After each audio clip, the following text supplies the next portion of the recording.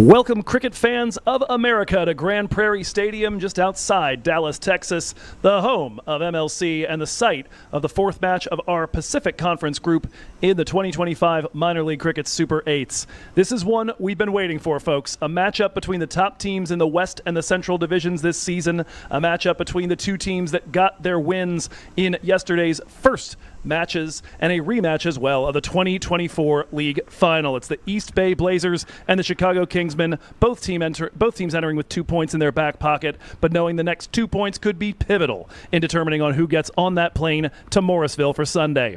Joe Hickey with you for MLC Network, and it's time to go to the middle to visit with Brian Walters, who's got the captains for our toss.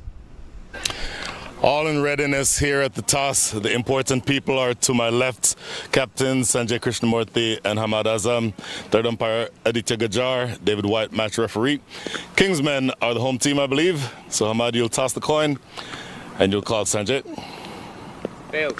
Tails is the call, umpire. Heads it is. It is a heads. You thought about that one for a bit. Tell me why you want to bowl. There was a lot of dew in the second innings we played yesterday, so that's the main reason. Really interesting game yesterday. When Hassan Khan got out, we thought the match was over. I didn't expect Zia-ul Haq to come in and do his best Hamad Azam impression. How important is it for you to have contributions down the order from the bowlers? I mean, it's really important. You know, it's a team game, so everyone have to contribute. And Zia did really well in this season with the bat as well. He won us another game in St. Louis as well. So I had a confidence on him, and obviously he did really well. Any changes to your team? No, we are going with the same team. Best of luck. Thank you. So, Sanjay, you'll be batting first. What would you have wanted to do had you won the toss? We wanted to bat first too, so it worked out. So this is an irrelevant toss then? Yep, yeah. So you had a dominant game yesterday against the home team, the Kings 11 Dallas. Is there any area of your team, the team's performance, that you think you can improve on? I think there's always room for improvement in every game. I think through the middle overs we didn't get we didn't have the exact run rate that we wanted to. We went slowed down a little bit, but yeah, the way our bowling performance was top notch. Absolutely stupendous bowling performance. Your left arm pace bowlers are the stuff that dreams are made of. Yeah, absolutely. I'm blessed to have all three of them in my team. Any changes to your team? No, we're playing the same team. Best of luck. Thanks. Fantastic. News from the center. Chicago Kingsmen have won the toss, and they'll be bowling first. And bowl they will quite soon as the players are out in the center right now. It'll be Sujith Gowda at the non-strikers end and Saideep Ganesh squaring up to face the first delivery. Zia-ul Haq in frame there will be the opening bowler. No surprises in any of those spots. Brian Walters alongside me here on MLC Network. Great to have you. Always wonderful to be with you, Mr. Hickey. Scintillating match here. East Bay Blazers against Kings 11. I will tell you that the luscious bowling that you'll see, left arm pace, you'll see that later on, is going to be a featured storyline as we see the points table from the tournament so far. In fact, that's the original points table that we'll probably want to look at a little bit later. Left arm pace to start, Zia-ul Haq. First delivery taps straight back to Zia, and a good on-target start from the Chicago opener.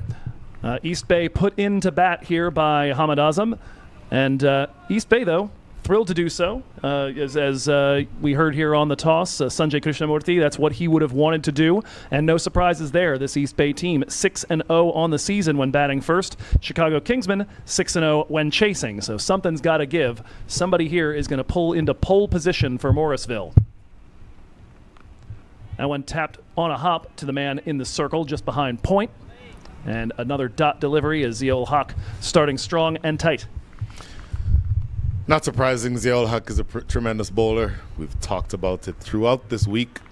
Looking at the left-arm bowlers bowling over the wicket to the right-handed batters. Bring slip into play, top left of your screen, that's Hamad Azam. Deep third is a defensive position with the ball going across that angle, but Zia-ul Haq is a tremendous bowler, can exploit those conditions. Nearly an edge, but that is actually going to be a wide delivery. Not quite able to reach the tram line. I'm seeing correct. Is that Mr. Lindo there behind the stumps? Jermaine Lindo it is at the river end, currently at the theater end at square leg. That is Owen Brown. Once again, you have two Jamaican umpires. And boy, if you want something done properly, Joe, you ask a Jamaican. Another one run toward the offside off the bat of Sadeep Ganesh. Not able to get himself off the mark yet, even if the wide gets his team with its first runs on the board. Runs on the board, that will be, of course, the theme here. Not an eliminator today, as our morning game was. Or afternoon game, rather. I'm very accustomed to the morning games. It was morning in the West Coast.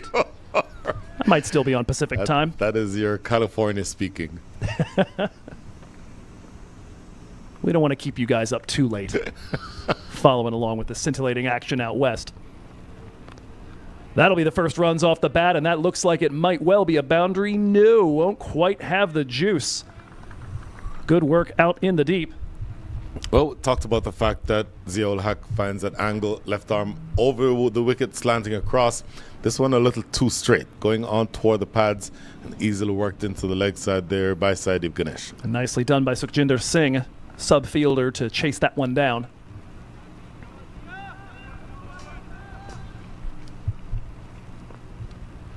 Just a pair from it. Ganesh still on strike. Deep protection there at square leg remains in place. Again, trying to pierce the gap there between backward point and the slip. No dice. Another dot here for Zia. Relatively sedate start.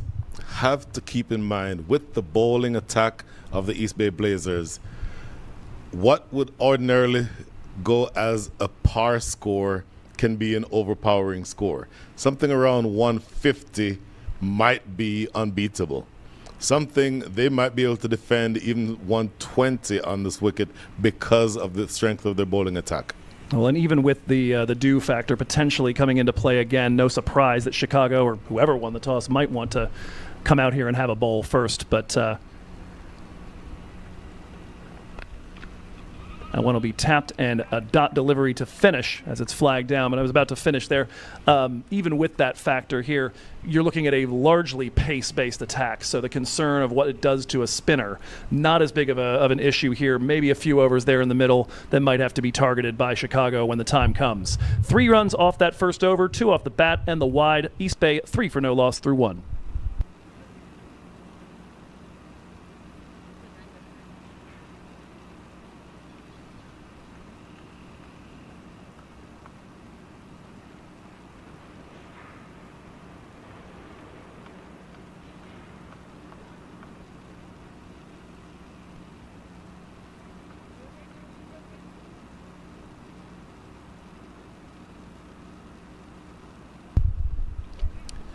It'll be Ghulam Mudassar bowling from the theater end.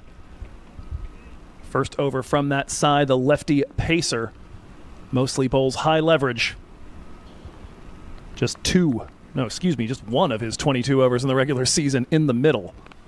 As this one is bunted by Sujith Gowda. First ball he faces here after Ganesh saw all 6 of the Zia-ul Haq deliveries. Mudassar coming off of 3 for 17 yesterday, taking the wickets of Amog Adapalli, Dilpreet Singh Bajwa, and Pranay Suri, en route to restricting Silicon Valley to what turned out to be a chaseable total. I don't think you'll ever see a game in the minor leagues with more quality left-arm pacers than this one. Ghulam Mudassar is an excellent bowler. Zia-ul Haq, former test bowler for Pakistan. And we talked about already Carmelo Ruiz and players of that magnitude. Even if you talk spin, Angelo Pereira. You've forgotten somehow the best all-rounder in the country, in Hassan Khan. And Hassan Khan and the leading wicket taker. Yeah. So. It is an embarrassment of Southpaw riches, which I'm sure brightens the heart of our resident lefty. Oh my goodness, yes. I cannot tell you how much I love to see that. It is an art. If you can pull it off, it is a brilliant part of the game. That one's lifted. No one in that area. It would be quite the run for the fielder at backward square. That'll be a 6 anyway. Clears the rope just to the side of the pavilions. Whew. Delicious. So once again, there's a small margin for error bowling over the wicket. If you are too straight, if you're on the pads, it can be easily put away. And with the pace of Gulam Mudassar, that ball travels, and it travels well. Excellent shot for 6. The line has to be outside the line of off stump. Sadeep Ganesh, the bright early start. That time much fuller. Tap to the man at mid-wicket. Flag down there. So I talked about the fact that there's a small margin for error. These batters, particularly Sadeep Ganesh and, of course, Sujith Gowda, who's just gotten past the 2,000-run mark in minor league cricket in his career. The difference between a delivery that is bunted into the offside for a single and a ball that bangs off of the wall out there at deep mid-wicket is a matter of less than a foot. Ganesh again now on a wider delivery, returning to trying to pierce that gap behind on the offside. No such luck. Now we have seen some absolutely outstanding exponents of punishing the smallest mistakes over the last 2 days. The margins for error are so absolutely small.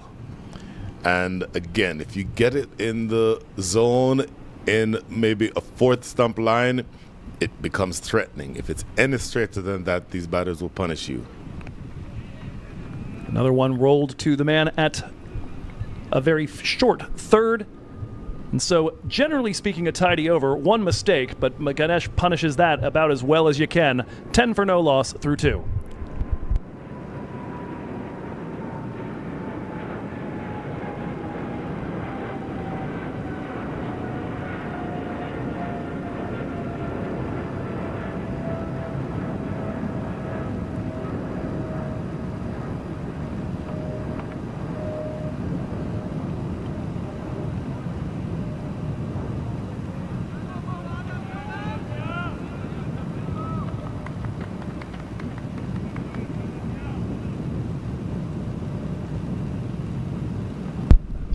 No surprises. Zia-ul Haq continuing from the river end.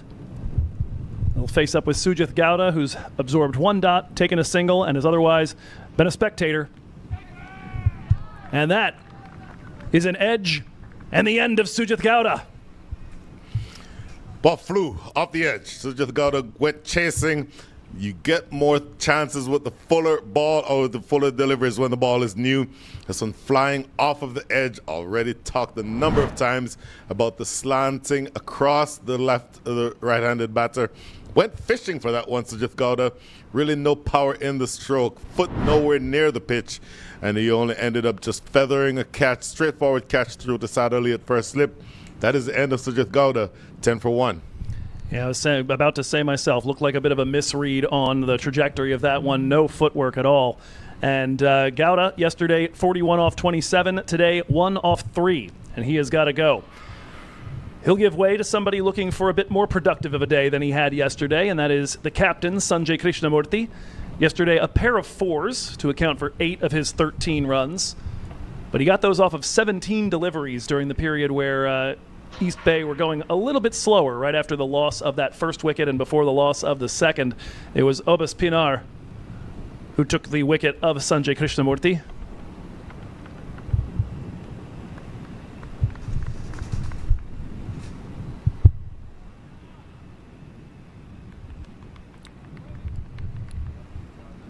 We'll see if the young man can make some bones here against the lefty pace of Zia-ul Haq. Watches that first delivery through, good-looking line. Not nearly as wide as the one that got Gowda moments ago, but watched all the same. Well, you remember when this pair of Sadeep Ganesh and Sujith Gowda batted yesterday. They had a very good start. So when Sanjay Krishnamurthy came in, he was not under any pressure whatsoever. He was able to play with a certain amount of freedom. Didn't think at the time that they scored that they got to, if I remember correctly, 140, 150, somewhere in that range. Didn't think it would stand up, but because of the bowling attack that they have, they made it stand up. It is going to be important for Sanjay Krishnamurthy to put himself in the position of batting through the innings, have to be there at the end. For me, you can argue he's their best batter. He's at least in their top 2 or top 3. And with that responsibility, having lost an early wicket, it's up to you to be able to bat all the way through. 8 from 13, you'll need more than that from him today. Yeah, and that definitely is a different spot today than he came in yesterday's festivities, that opening partnership lasting quite a while, darn near to the halfway point of the innings.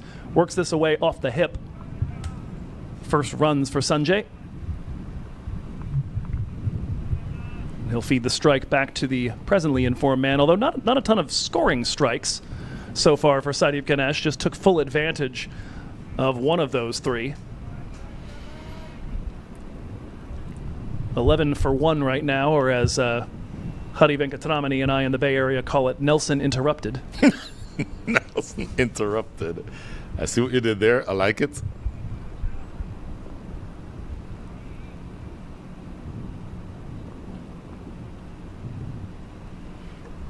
The Pakistani steaming in. Another one worked off the hip to the onside, this time a little forward of square. A short period here likely of some consolidation. Make sure that Sanjay and Sadeep are communicating well. They haven't actually batted together a ton this season. Sanjay's had a few short innings here and there, and Sadeep's been coming in more and more at the number 4 or number 5 position. And so it hasn't been as frequent as it was in prior years. A lot of times it was just like this. Sadeep the opener, and if his partner goes down, Sanjay right off the bat in to partner him. Dot delivery to finish. Just 1 run off the bat and 2 in total.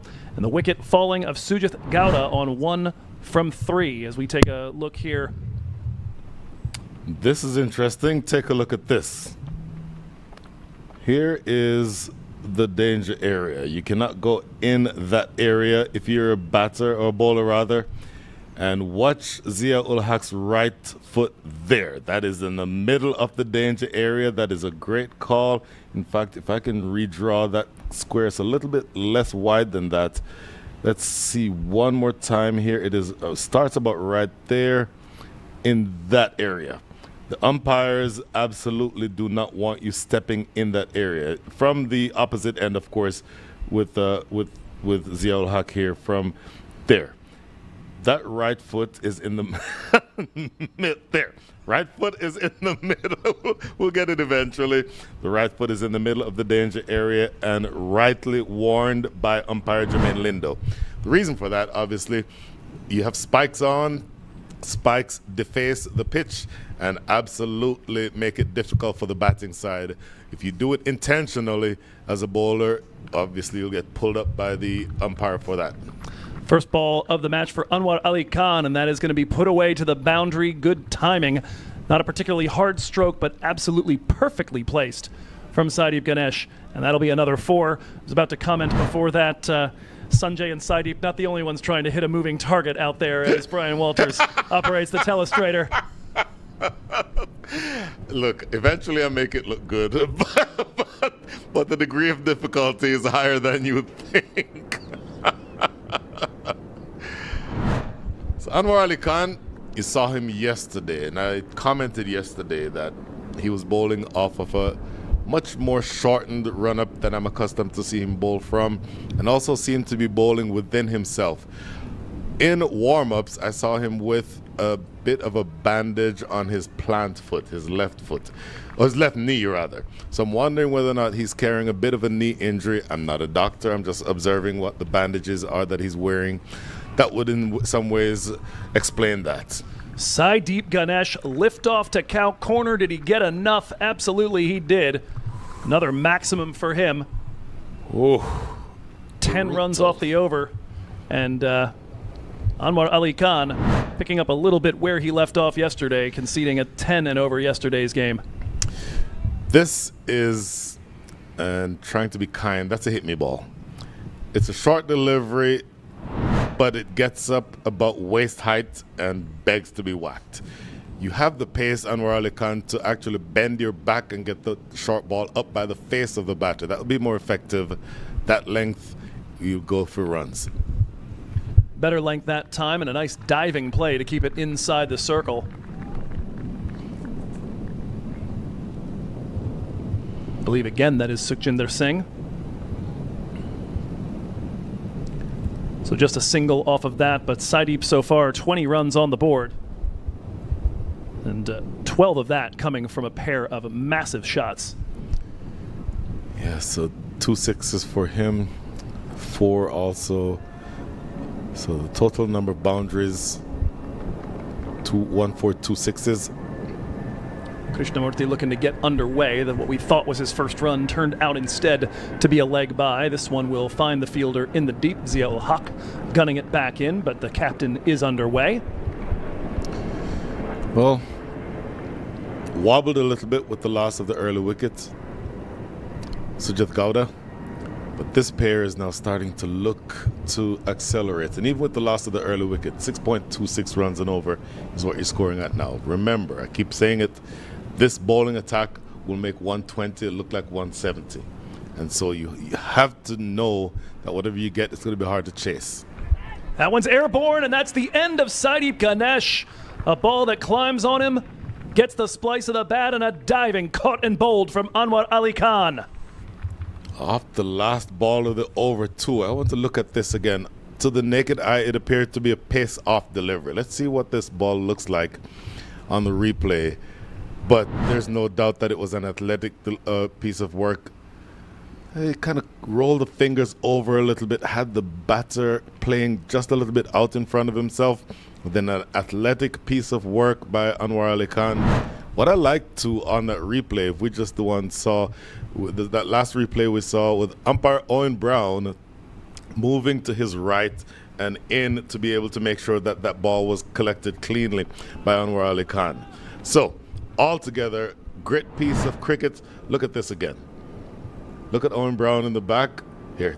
There. That is good umpiring. You have to get yourself in the right position to see whether or not that ball carried. And again, from this angle, hitting high on the splice of the bat.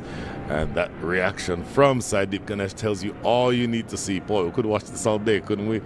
Look at that excellent work by the bowler and by the umpire. I hate to keep dwelling on it, but I think that's an important element of the game also. 24 for 2 after 4. And with that, the 12-run over somewhat salvaged.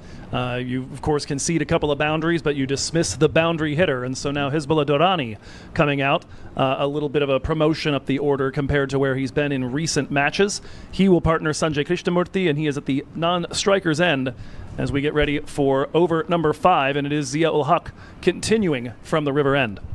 It's actually Ghulam Mudassar who switched ends. So, is that a no ball? Did he call a no ball? I believe that he did, umpire Jermaine Lindu. Yep, there's the signal for the free hit. So Ghulam Mudassar bowled 1 over, conceded 7 runs, starts out his second over here, replacing Zia-ul Haq at the river end with a no ball. And I need to make an appointment with my optometrist. Not at all. It's interesting that you say that. I was watching them on the field warming up. I saw Ghulam Mudassar come in and bowl. Oh, Zia-ul Haq is looking good. I was like, oh, wait, that's not him. Their action is very similar. Ghulam Mudassar may be slightly shorter and stockier, but their actions are very, very similar. Well, my concern is I thought I saw a 4 on his back. So this one's in the air, long run, and it looks like it will carry and not be held. Goodness gracious, that was an adventure. There's Zia-ul Haq, and he would rather not be on camera right now. Well, he did the hard work. Obviously, it was a free hit, so it would not have been a dismissal anyway. But you at least want to stop it from going over the boundary. And so you see where the ball went, straight behind and sort of very fine leg. Here, with the ball in his hand, I thought he would have been able to pull that back. Zia-ul Haq didn't exactly get that right. And so 4 off of the free hit. Krishnamurti continues on strike and finds the gap on the offside behind point. That'll bring Durrani on strike for his first ball faced. 91 runs on the season in 99 deliveries faced. As we take another look here at that run from Zia-ul Haq. Initially, I thought that was falling safely, no problem, and then absolutely gets both hands to it. He will have expected to do better. No question. And again, maybe in those circumstances, you know it's a free hit, so it's not going to count anyway. Maybe you let that ball fall and immediately pick it up and then throw it back in.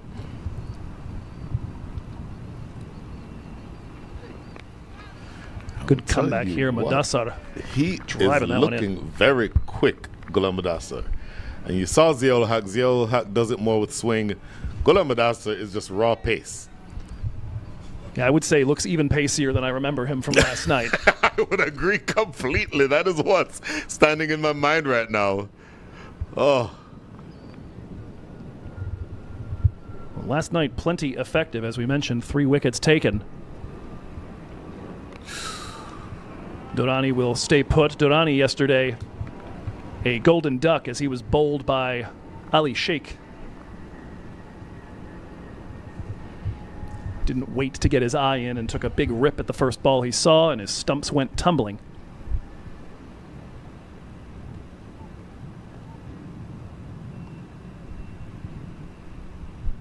Durrani, somebody, though, who has been active in the Blazers Academy. A very promising young batter with some big scores in recent tournament play earlier this summer. Full delivery pace off from Madassar. And that'll get Durrani underway with a single. Still one more ball left in the over, courtesy of the no ball on the first delivery from Madassar. But besides that overstep, very tight over, 2 dots, 2 singles, and a 4 that by and large is the result of the misfield. Completely. Talked about the attack dog this morning. I don't know that Ghulam Madassar couldn't play that same role here for the Chicago Kingsmen. Excellent bowler. Quick, very quick. To the naked eye, certainly quicker than we remember.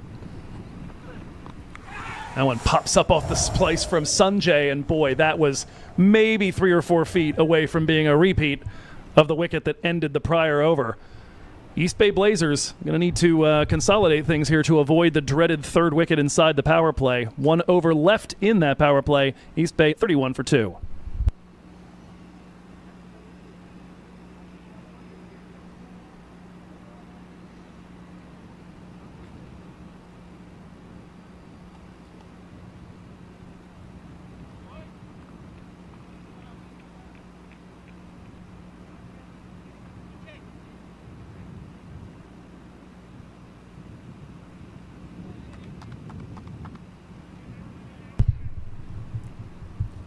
Last over of the power play coming up, 31 for 2.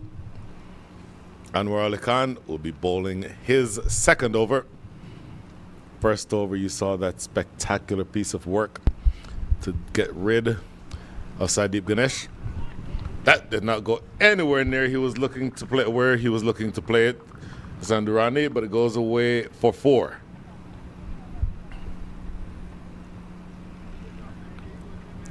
My apologies. I said Hassan Durrani. Hizbullah Durrani.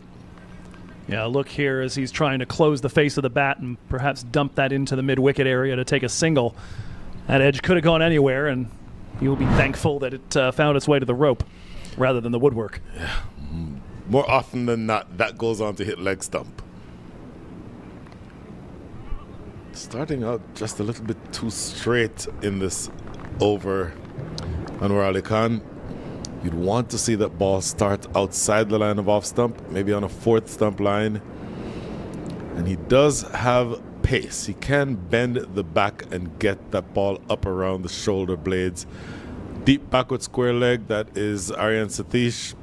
There is a short fine leg, and that is going to be Raghav Satish. Watch to see what comes here. So 2 deliveries left in, or 3 deliveries rather left in over number 6, the last over of the power play. We are going to wear this boxing analogy to death, Joe Hickey. Who has points where? I'm going to have to say even honors at this point. Maybe a very slight edge, maybe 1 round edge to Chicago Kingsmen at this juncture. If they take a 3rd wicket, that's a whole different discussion. But right now, Durrani trying to get his eye in. 35, a little under what East Bay normally do in a power play, but you can live with it with 2 wickets down.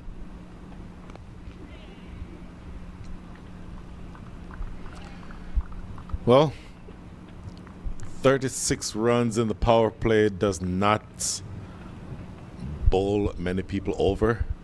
Pardon the horrible pun. But what I'm thinking through here, 6.35 runs and over. 127 is a projected score. But I go back to the conversation about the captain, Sanjay Krishnamurthy. What role does he play here? 6 from 9.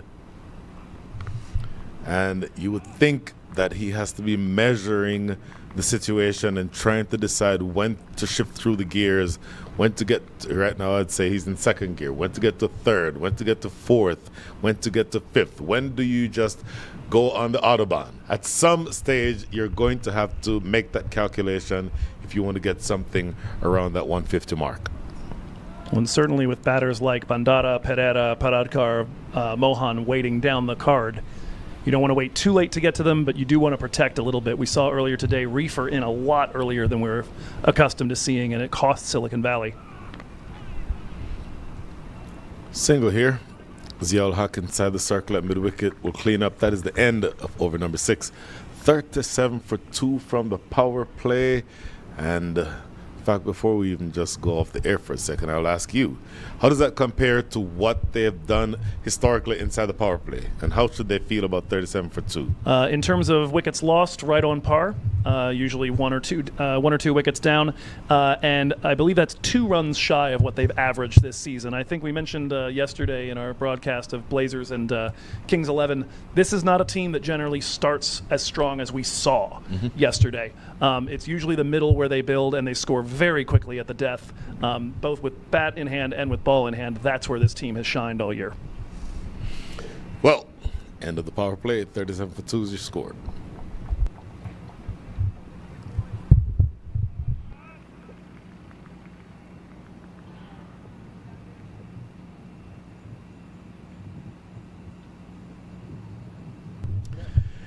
Hassan Khan into the attack. Left arm orthodox to 2 right-handed batters. Not surprising there.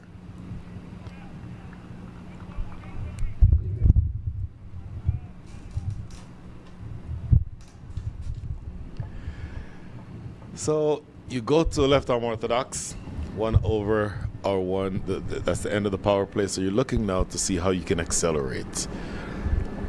A little bit of a more defensive field since the field is now spread out. You're outside of the power play, but relatively attacking still. Slip fielder in position for the ball that turns away from the left, make that the right-handed batter.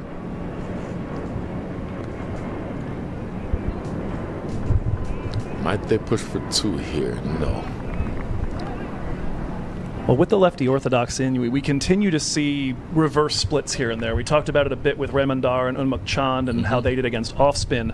As it turns out, both of these right-handed batters, Sanjay Krishnamurthy and Hizbullah Durrani, their highest strike rate is against lefty spinners this season.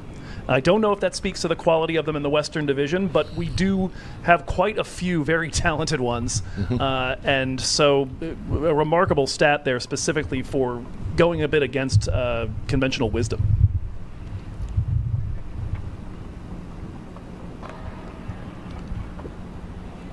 Looking to do it just in singles at this stage. Sanjay Krishnamurthy, 9 from 14. Let's see if this is a drop. Let's look at this again. Slanting in. Does that take the edge? Really hard to tell. It does go directly into the gloves of Ramiz Raja. Boy, I didn't see from the reaction of the bowler. You would think if it were an edge, the bowler would have reacted more demonstrably than he did there. So it may just be a fumbled collection from Ramiz Raja versus a drop catch. Worked around the corner, shy at the non-striker's end, go through for a single. My goodness. So the action is picking up just a little bit. You're starting to see some activity here. Hassan Khan's first over goes for 4. End of over number 7. The score is 41 for 2.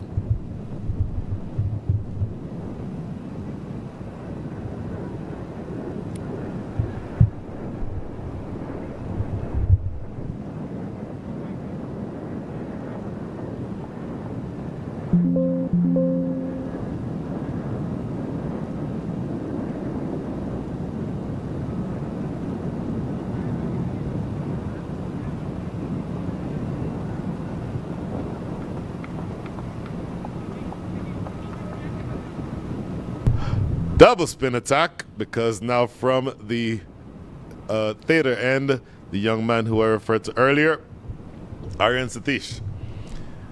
Leg spinner.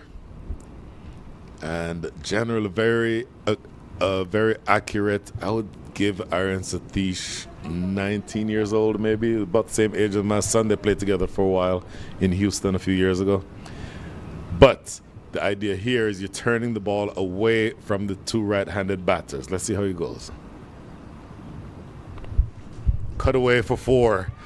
He'll know to bring that ball a little bit closer to the stumps. Aryan Satish concedes his boundary on his first ball. And a good bit of use of that turn away from Hizbullah Durrani as he's able to cut it away and find that empty space back behind.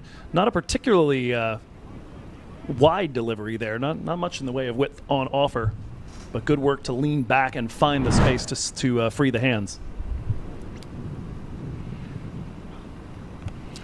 This is catchable.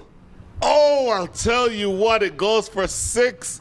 I don't know if Ghulam Mudassar is back on the rope that he does not take that head height. He was in maybe 2 yards, and that goes for 6. And I think the tough thing here as we see the sweep shot carrying that one backwards of square. Tricky bit right there, and anybody in cricket or baseball will tell you the ball hit directly at you is the hardest one to judge in terms of how hard it's coming at you, and that one picked up some speed, it felt like, to Mudassar. I think you're exactly right in that the balls that hit directly at you are the hardest ones to judge. And having said that, Aryan Satish will know that this is a long hop going down the leg side. Could have taken a wicket with it, but you need to go back to your stock ball. That ball on off stump, turning away from the right-handers, just short of driving length, is where he needs to be. There. Oh, just for a second I thought it might have carried back to the bowler for a catch. But a little bit expensive start to his spell here. Aryan Satish, 11 from the first 4. 7.61 the economy on the season. 10 wickets taken, though. Been awfully useful this season.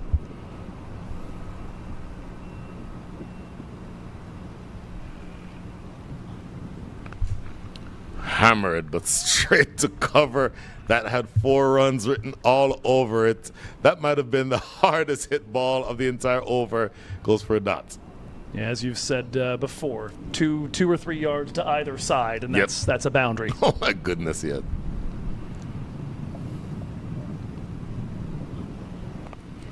Very full. You don't mind that driven down the ground for a single. So he closes the over well. Aryan Satish, expensive in the first couple of deliveries though, so you want to clean that up. 12 coming from the over. Look at this replay again. Pulled away into the deep, and for me, Ghulam Mudassar needs to be on the rope. If he's back 2 yards, look where this ball lands. It lands just outside of the rope. It lands there. Hold it right there. This is where the ball is landing, right there. If he's back on the rope, he catches that head high. In fact, it might be chest height. So he'll want to essentially, look, catching on the boundary is an art. It's very difficult to do, but you'd prefer for him to have been back a little bit. Could have gotten Aryan Satish's first wicket. Yeah, always a little easier to come in if necessary and at least get yourself in position to stop the ball if it does bounce. So back to you, Hassan Khan. So two slow bowlers turning the ball away from the right-handed batters. One leg spinner and one finger spinning lefty. And Hassan Khan now into his second over. 5 runs conceded so far from his 7 balls bowled.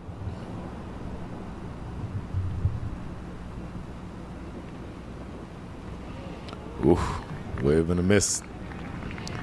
Ramiz Raja is a very good keeper. For me, a little bit of width being offered here. I don't know whether or not you want to do that very often. Field at third is very wide, and there's nobody in the deep third. So any amount of an edge that is thick enough to go past Ramiz Raja is running away down the hill for 4. So you have to be careful there. Hassan, or rather Hizbullah, seeming to have a little trouble reading Hassan, though, right now. Last 2 swings have looked very uncomfortable. Bottom hand came off on the one prior. Trouble. It's a good piece of athletic work here by Ramiz Raja, but I will say this, that is commitment to running. You don't mind them picking up those singles at this point. Essentially, when the runs have dried up a little bit and the run rate is down to 6.35, so the projected score still around 127. But the way that you break the shackles there is you look for opportunities to pick up quick singles. Hammered away into the deep, but Mudassar is out there. Wanted to, but not going to get it. You don't run on a fast bowler's arm in most instances. So, this is a good over on the way. 3 runs coming from it to match his over with 4 from his first over. Last ball coming up here in the second. Hassan Khan, major leaguer. We talked a number of times about the fact that he may be the best all-rounder in the country. If he's not that, he's in the top 2 or 3. Quicker through the air. Just 3 runs coming from over number 9. Excellent stuff from Hassan Khan. That undoes the damage to some extent. And looking through a real quick look at the highlights here. In fact, we thought we had the highlights coming up. Maybe we'll look at that in a minute. In the meantime, oh, here we are. That's the first wicket. Straight to first slip. Sujat Gowda waving and catching the edge. Then a couple of lusty blows through the backward point area. That one in the air. This for me is a great piece of work with the ball by made that by Anwar Ali Khan. And here, top edge that went for 4. That also goes for 4 off the inside edge. And then that back cut through that backward point area. Excellent stuff from this batting pair. But then this to me could have been taken, should have been taken. And what you have now as you go into over number 10, second over being bowled by Aryan Satish, is 56 for 2. I'm not going to ask you the boxing question again. I really am not. We've worn it out completely. What I will say is now, how do you, as a young leg spinner, Aryan Satish, how do you handle the following, let's say the next over, this over and the next one, if you get that one afterward? Well, I think you're looking to, I would have said up front, you're looking to keep Hezbollah Durrani on strike, but he seems to be seeing it very well at the moment against everybody besides Hassan Khan. And so maybe at the moment, kind of keeping Sanjay there, he seems to be taking some pretty big rips, looking for the pressure release, but is now sitting at, 13 from, it's hiding behind the center now, but something like 18 or 19, if I remember what I was seeing before Sure. it flipped. We're at the point where Sanjay might be getting a little impatient. That is way out of here. Wow. Okay. Said earlier, Ghulam Mudassar would have needed to have been on the ropes. Well, he could have been on the ropes and be 30 feet tall and still would not have gotten that ball. You nailed it. Way out of here is exactly the best characterization of this. Look where it lands, boy. Aryan Satish knew immediately. He turned his back before the shot was even played because he knew that that was out of the stadium. So That was basically the shot prior, but with launch angle this time. You are exactly right. So what you want from this point is just to go back to your stock ball. I said that earlier. Look how short this ball is. You cannot bowl that length or that line. Earlier in the over, you saw Hassan Khan put his arm around the young leg spinner. Now you saw Ramiz Raja go down and have a chat with him. I would suspect both of them said, give me the ball, shorter driving length on off stump. That's still too short for me. It's going to land in front of Hezbollah Durrani. And that ball just really does need to be pitched up more. Right now, Aryan Satish guilty of just dropping it just a little too short.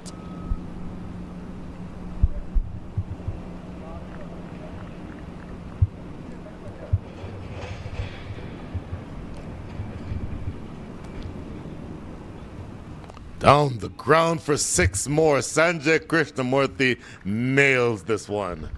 There's the pressure release Sanjay's been looking for. That'll instantly get him much closer to that run-a-ball mark. And not an uncommon thing for Sanjay. I remember the last couple of years, often has these innings where he will start and be on like 2 from 11. And then before you know it, he's at a run-a-ball in the span of 8 or 9 deliveries. And this is looking like one of those innings here where he gets his eye in, very cautious, knows he's got to stick around. And now here comes the accelerator against the leggy. Same ball, same result. Gigantic stroke to end the over. 20 runs come from over number 10. That is the 50 partnership. This pair has put on 52. End of over number 10, 76 for 2. One more look at this one, and he does try to pitch it up, and had the issues with the short balls to Dorani. Those got punished on their way to the mid-wicket or the square leg area. Now he goes a little bit too full, and Sanjay right down the ground with 2 back-to-back sixes. What a way to finish off the first half of this innings and bring up the drinks break.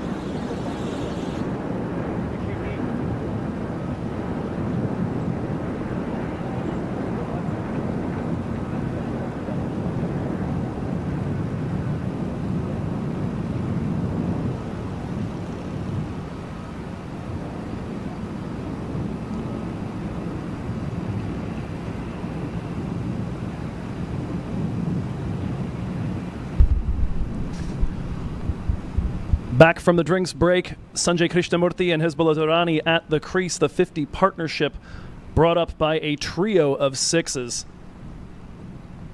1 ball too short, 2 too full, all punished. Durrani and Krishnamurthy have been making good work of the occasional loose balls here. 76 for 2 as Hassan Khan continues at the river end.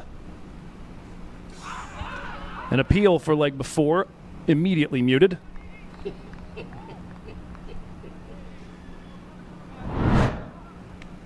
One of the most interesting things for me is we see this replay from around the wicket, slanting in.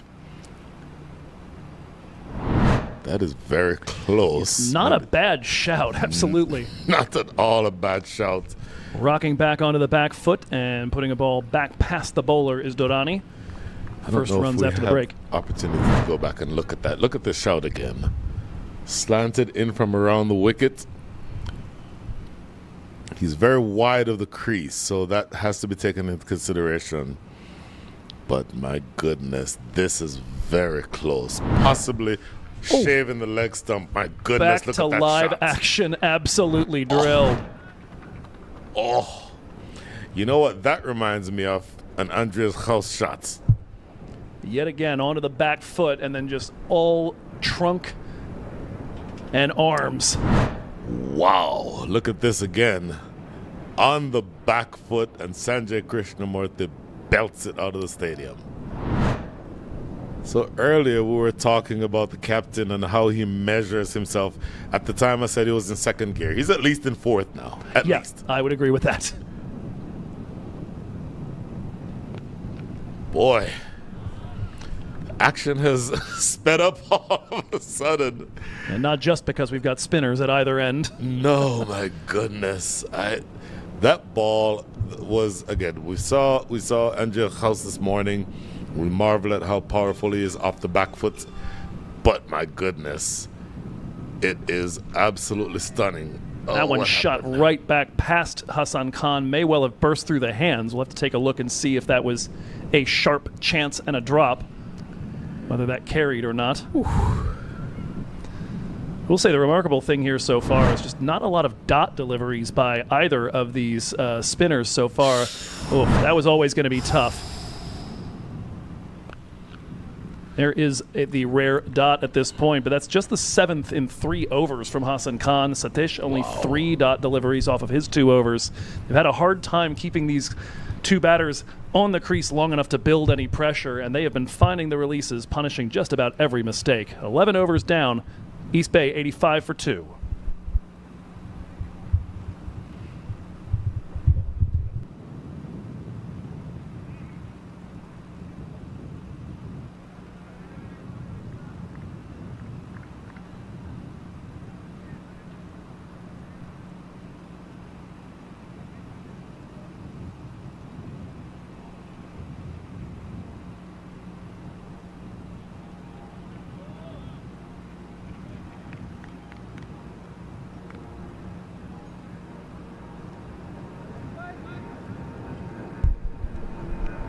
The captain has put his hand up. It's going to be Hamad Azam from the racecourse end. The run rate ticking up now into the high 7s for the East Bay Blazers.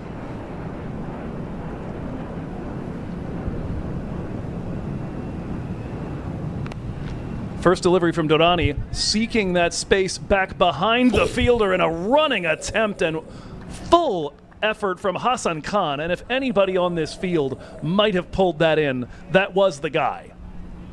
He almost pulled that off. He's running backwards, almost like an NFL wide receiver, looking over his shoulder. This is just out of his reach. Look at this replay. Running back, looking over the shoulder, and just out of reach. If his arms were maybe a foot longer, he takes that. Yeah, that was looking like the Jim Edmonds catch out in center field in Anaheim. You're dating yourself. I do that. Single to mid-wicket as the till keeps turning. 2 off the first, 1 off the second. And now we'll get a look at the captain-on-captain matchup. Hamad Azam against a very settled Krishnamurti. He and Durrani both now on an identical 32 off 25. Wow, don't see that happen very often. Partnership now worth 64 runs.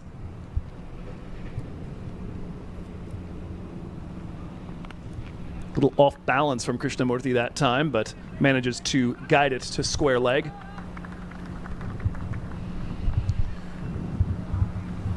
Runs are starting to pick up. And the 5 overs before this over in which we are right now, 48 runs were scored.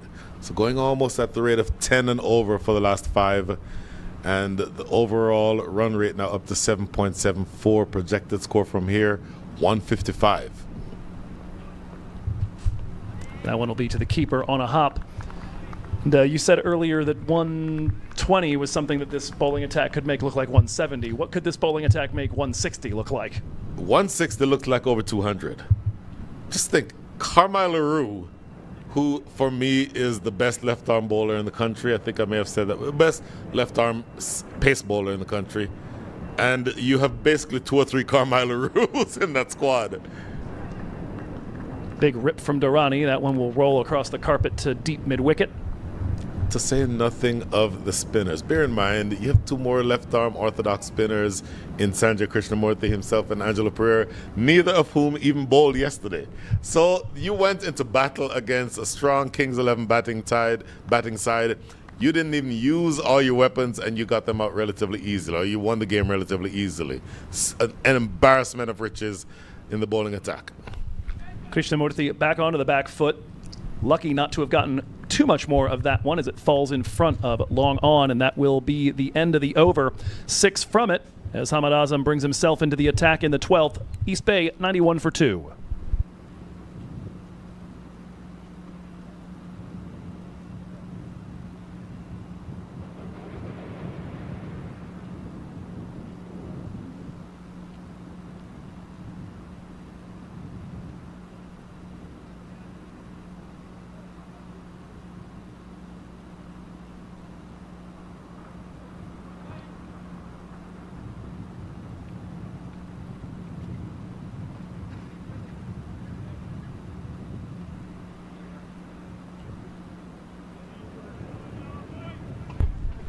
A look at the East Bay batting card here. Sanjay Krishnamurthy and Hizbullah Durrani putting on a massive partnership, now up to 67 runs. Both of them coming in within a few overs of each other, and that one is top-edged and running towards a very fine third man. Again, nice work in the deep to chase that down. It will be a pair. It's an excellent piece of work by Ghulam Adasa.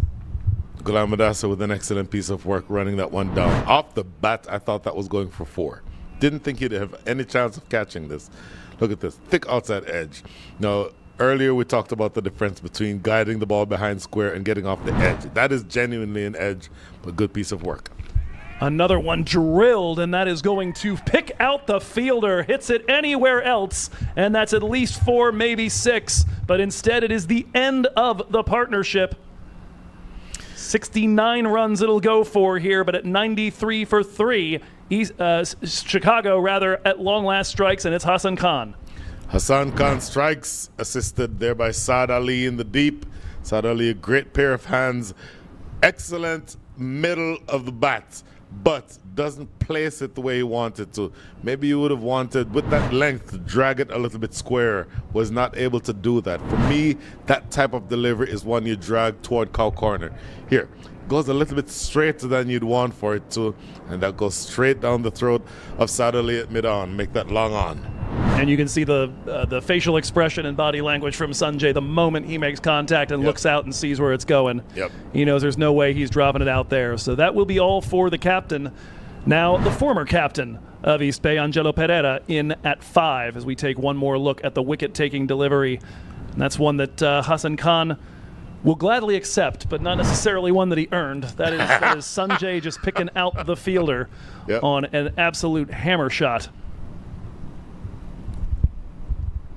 But I had been deliberately not saying so because we know I have a reputation for this whole cursing thing here. But the Chicago Kingsmen attack, number 1 in minor league cricket for strike rate in the middle overs. They have generally taken a lot of wickets here. That's the first one they've gotten in this stretch. Partnership had gone all the way back to the first delivery of the 5th over. Navigated the end of the power play as Hassan Khan, fielding off his own bowling, will keep Pereira and Durrani there. I think Pereira wanted that single, but Durrani was a little slow on the uptake. Demands of the man at the other side. You don't want to take on Hassan Khan in any way in the field.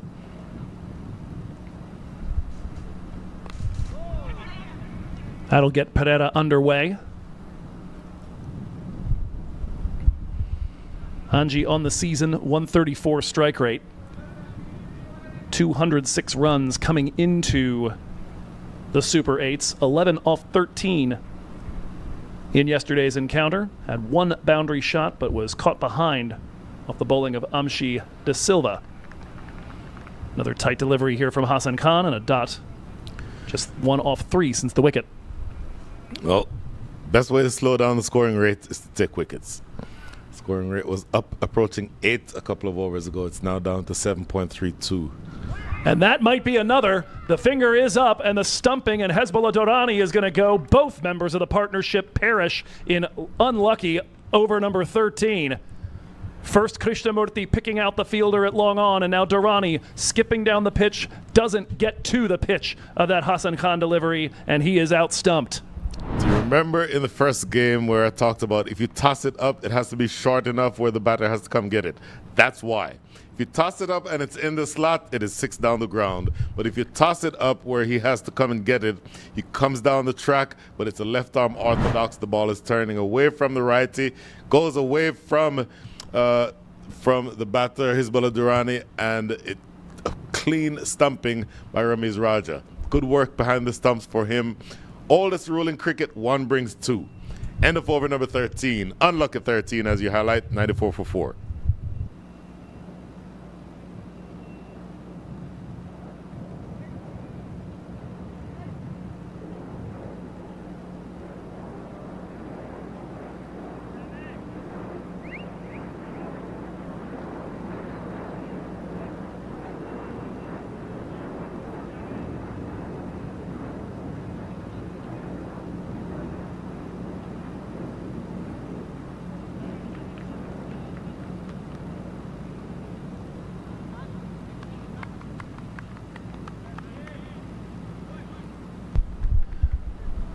Two wickets in the last over. Hassan Khan looking to make his mark just as he did with the bat last night. This time with the ball. It'll be the captain, though, now, Hamad Azam. Just 6 off his first over. 94 for 4 here with 7 overs left to build a total. First ball is a dot. Run off the face of the bat, but picking out Ayan Satesh.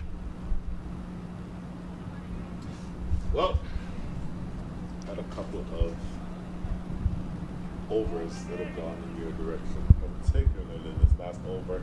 2 wickets and 3 runs. Excellent stuff from the all-rounder who we keep talking about, Hassan Khan. Stylish. Indeed, that looks like it'll be a pair here for Anji Pereira as he exchanges places twice with the new man at the crease, Kevin Bandara, in at 6. I would love to see a replay on that. That was about the most stylish work off the hips that I've seen in a really long time. Very wristy, just working it off the hips. That is really lovely. Maybe after this over or after this delivery, we'll have a chance to look at that again. And now going for power over panache. That is drilled straight back over Hamad Azam's head. And the 100 brought up in style with a straight 6.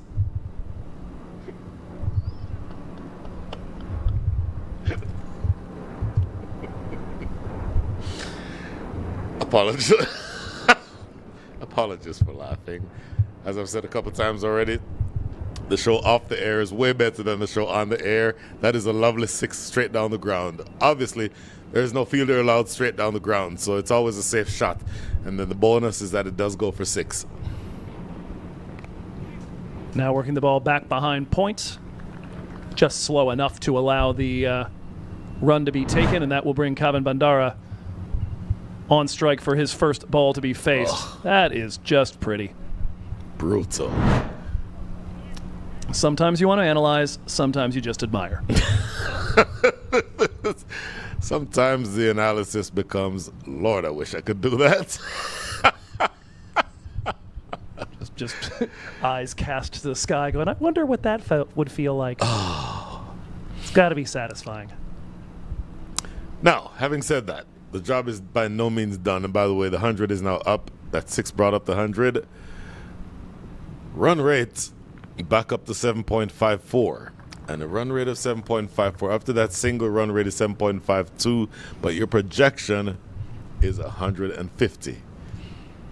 Earlier, they were threatening to get to somewhere around 165, 170. And it's certainly still possible. But bearing in mind the strength of this bowling attack, anything that is going to be on the board will be difficult to chase. And the only thing to see changed about the circumstances is the presence of dew, as this one's uppish for a moment, but nobody in that area in the circle. Safe shot. Pereira takes a single on the final delivery of over number 14. Another 11 from it, including that big straight 6 to bring up the 100. 105 for 4.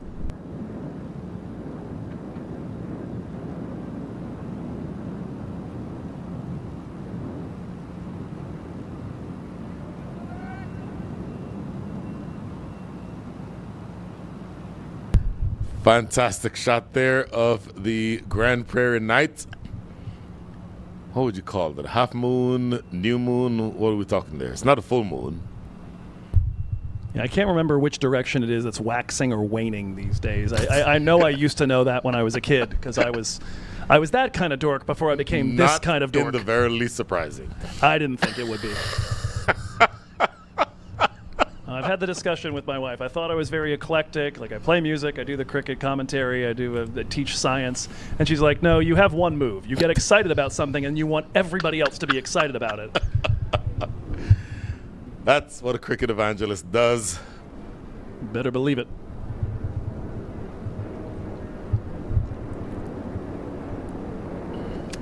Anji Pereira on strike. We saw a shot of a plane, and they should probably watch out for things entering their airspace in a moment after that straight 6 in the last over. Anwar Ali Khan back into the attack, 18 off his first 2. First ball is drilled in there on a good length and a chance, and likely gone with a direct hit. But they do miss the timber here. I believe that's the captain, Hamad Azam. It is Hamad Azam. I want to take a look at this again. He is gone for all money if this hits. Quickly onto it, firing, gone. He is gone by probably a foot and a half had that been a direct hit. And that resuming a theme that we hadn't really seen in the first 14 overs that was a dominant narrative last night. Yes. In the first innings with the Silicon Valley Strikers. At least 5 really good opportunities to try to run out Strikers batters. Only actually took one of them. And that one didn't even require a precise throw. It was just the guy was 3/4 of the way down the pitch. Right. Ball to square leg here. Another single as Kevin Bandara looks to build his innings. Pereira doing what Pereira does, striking right now at 150, albeit small sample size, but fastest starter on this team. As you said, the former captain, Angelo Pereira, right-handed batter, can hit the long ball. You saw evidence of that earlier. Well, and he's going to want to make sure he sticks around for the lefty pace because that's what he has been drilling all season. So he works that off the hips. Again, they'll look to take a quick single. It is a direct hit. But the umpire does not bring the finger up. It looked like Bandara got in safely, but a little bit of a strange... Now giving some thought to trying to take a second as no one was picking the ball up for a moment. But we'll get a look at this one. Not the most convincing arrival in there. The ball, oh, that is awfully close. He grounds his bat well outside the crease and isn't really going at full speed by that point. He's slowing down. That's not the time to choose to slow it down. But the other thing is, he does ground the ball. Oh, look at this. Hold on, wait. Oh, that is real close. Maybe by a millimeter he's over the line. Maybe by a millimeter. That is close. He's going to want to run through the crease with that bat further out in front of him than he was doing there. A little casual. No thoughts of taking a single here as Hamad Azam pounces on a ball at mid-wicket. I don't know if we have time to go back and look at that because that to me is evidence of a lack of sense of urgency. You want to get to the other end. You want to sprint through the crease. You want that bat to be out in front of you, sliding it across the crease. Lack of urgency, fully co-signed on that. 3 off the first 4 of this Khan over. A bit half-hearted, maybe in 2 minds. You do wonder at this point if Bandara realizes how close he came to just giving up his wicket, and the last couple deliveries has had it echoing around in his mind. I don't know that it's even acknowledged how close that run out is. Here we see a look at this again. He's slowing down. That if you zoom in on that, that might be actually out. Yeah, I don't think he's in. I think I can see the white past us closer to the camera than his bat is. That really looks out. Full toss. Bandara trying to take advantage. It's going to be another attempted run out. Well backed up this time by Ali Khan. But it's gotten a little dicey here as we reach the end of over number 15. Just 4 from that. A nice return to the attack for Anwar Ali Khan, and a couple of near runouts, at least 3 bona fide chances, one of which may well have been out, but of course, in the moment, a very, very tough call when it's that borderline here. East Bay 109 for 4.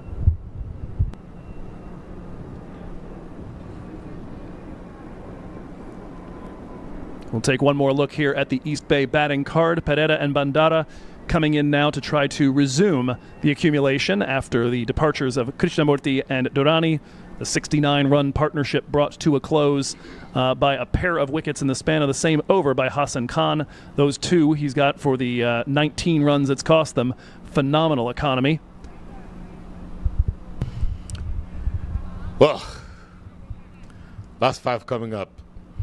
You've gone back now to Ghulam Mudassar. Left arm, quick. The left-handed Kevin Bandera batting. 3 from 5. Very late on that shot. He'll get a couple of runs down the ground. It's going to be interesting to see the approach of these Kingsmen pacers because you have enough pace overs left. You're in over number 16. This is the 3rd being bowled by Ghulam Mudassar. In theory, he could bowl 18. Ziaul Haq could bowl 17 and 19. Anwar Ali Khan has 1 left. Hamad Azam has 2 left. So you don't need to go back to any pace, or to any spin rather. So then I'll ask you, how do you have your bowlers go the rest of the way? If I'm looking at the stats that I have in front of me, which they are not, but if I were, I think my approach likely would be to get Hamad Azam out there for at least one of these, just because of the fact that Angelo Pereira seems to be in pretty good nick right out of the gate, and this season is smashing lefty pacers to the tune of 176.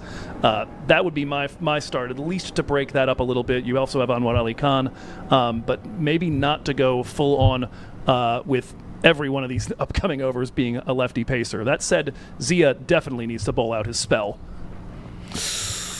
Short delivery, I'll tell you what, it was in the air for a long time, not quite carrying down to Raghav Satish at deep backward square leg.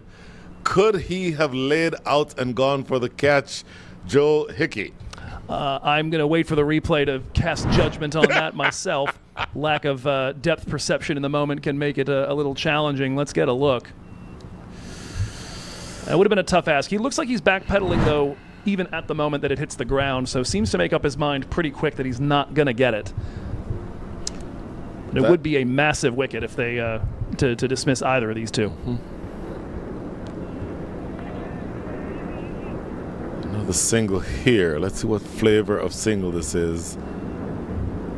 Just a bye signal here by umpire Owen Brown. Boy, things are starting to happen. You're at 114 runs.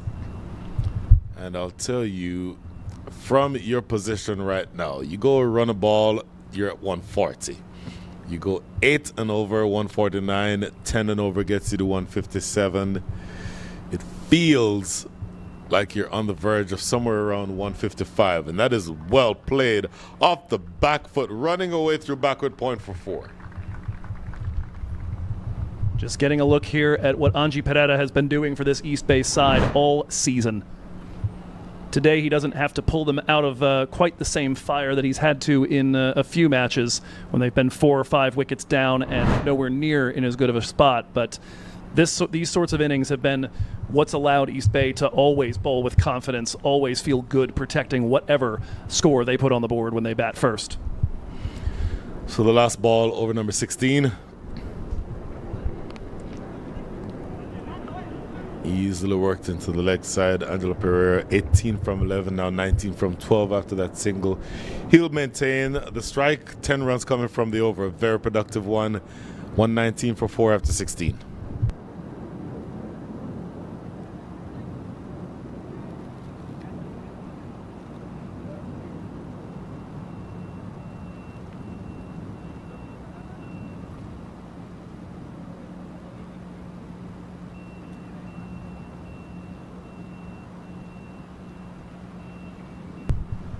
Last 4 overs coming up.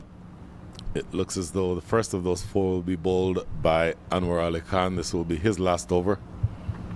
3 overs already bowled for Anwar Ali Khan. The last one he bowled, over number 15, went for just 4 runs. So excellent bowling in the death overs, if you will. Bowling to Angelo Pereira, 19 from 12.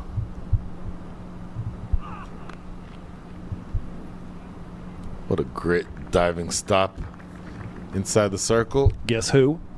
I mean, at this point, it's not even worth guessing anything other than if you see something spectacular happen, it was probably Hassan Khan.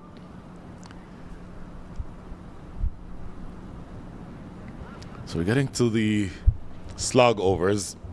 Neither batter right now really looking to slog, even though the partnership is building. It's up to 27. And you're looking to see how you can take advantage take advantage of the situation to get as many runs as you can. It is played away square, but there's a sweeper in the deep. No issues there. So a couple of singles to start over number 17. Yes, if you wanted to say, I want to be very comfortable with a score, that number would probably be 200. Given that 200 is not going to be on the cards, where do you think you end up here at the East Bay Blazers? Or at least where are you targeting? I think you mentioned 155 earlier. I think that's a good one. That basically mirrors what they had last night against a bit more pyrotechnic of a batting lineup in Kings 11 Dallas. I think that's a good one to target. That would require roughly 10 and over at this point, just a little under that. Skied in the deep. How deep is it? Not deep enough, and a simple catch taken by Saad Ali makes it look so easy. That is the end of Angelo Pereira. Wicket number 5 goes down, 121 for 5. Third catch taken today by Syed Saad Ali, Sujith, Sanjay, and now Angelo. 3 important wickets falling into his hands. And here, just a bit early on the throwing of the shot. Might have been a little pace off there from Anwar Ali Khan, and Pereira ends up well under it. Catching practice out there for Syed Saad Ali. So Pereira's innings coming to an end on 20 from 14. Take a look at what's left right now in the pavilion for East Bay Blazers. Vikash Mohan, Abhishek Paradkar, and that's who's coming out right now to partner Kavin Bandara. You've also got Rushil Ugarkar, who can be stylish and destructive in small doses. This one, again, a look at that ball skied and just in front of the Grand Prairie Stadium sign. Syed Saad Ali, no problems.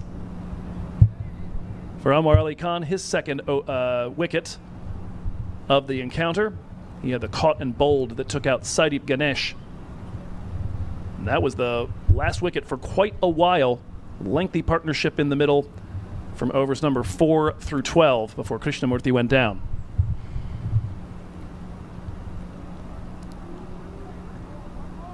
Anwar Ali Khan to continue.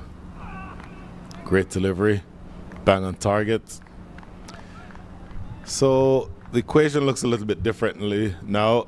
Anytime you take wickets, things will get more difficult. I ask this question as a person who resides in the Central Division. Those who have not seen Abhishek Paradkar with the bat, he comes very highly reputed, brilliant all-rounder, but what are you expecting from him here? I'm expecting him to be a little studious up front here. He's had a couple of short innings recently as he'll bash that one into the ground and pick up the quick single. I think he's going to be very careful up front. Not a particularly quick starter, usually at about a run a ball, just under. But he will have his eyes lighting up to see the potential lefty pace coming at him. He's been hitting that very well this season. And certainly somebody who can go for boundaries there. 1 out of every 5 balls he's faced against those lefty pacers. So with Mudassar, Ziel Haq coming in and probably bowling, if not all of those last 3 overs, probably 2 of them. Somebody who can do some damage there.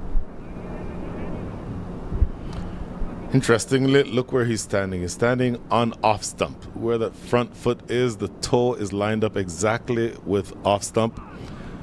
Helping it around the corner, he'll get 4 runs. So, part of the reason why you're standing off stump as Anwar Ali Khan kicks the turf in disgust is that you want to be able to get inside the line. And that ball is worked around the corner. So we're standing on off stump. And it honestly was not helped at all. That ball, whether he's standing on off or leg stump, that's still at his body. So that line is, for me, just a little too straight. 4 runs to close out his spell here from Anwar Ali Khan. 29 runs conceded in his 4 overs. Took 2 big wickets. He was irritated at that last ball, though. End of over number 17, 126 for 5.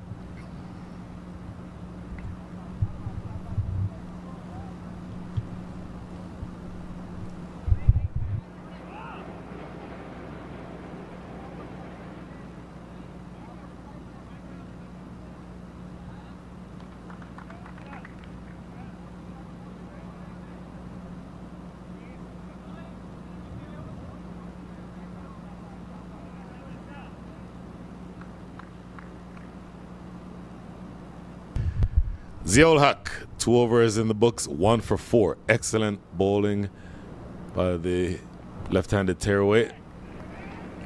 Want a single here, not going to be able to get it. So good start to over number 18.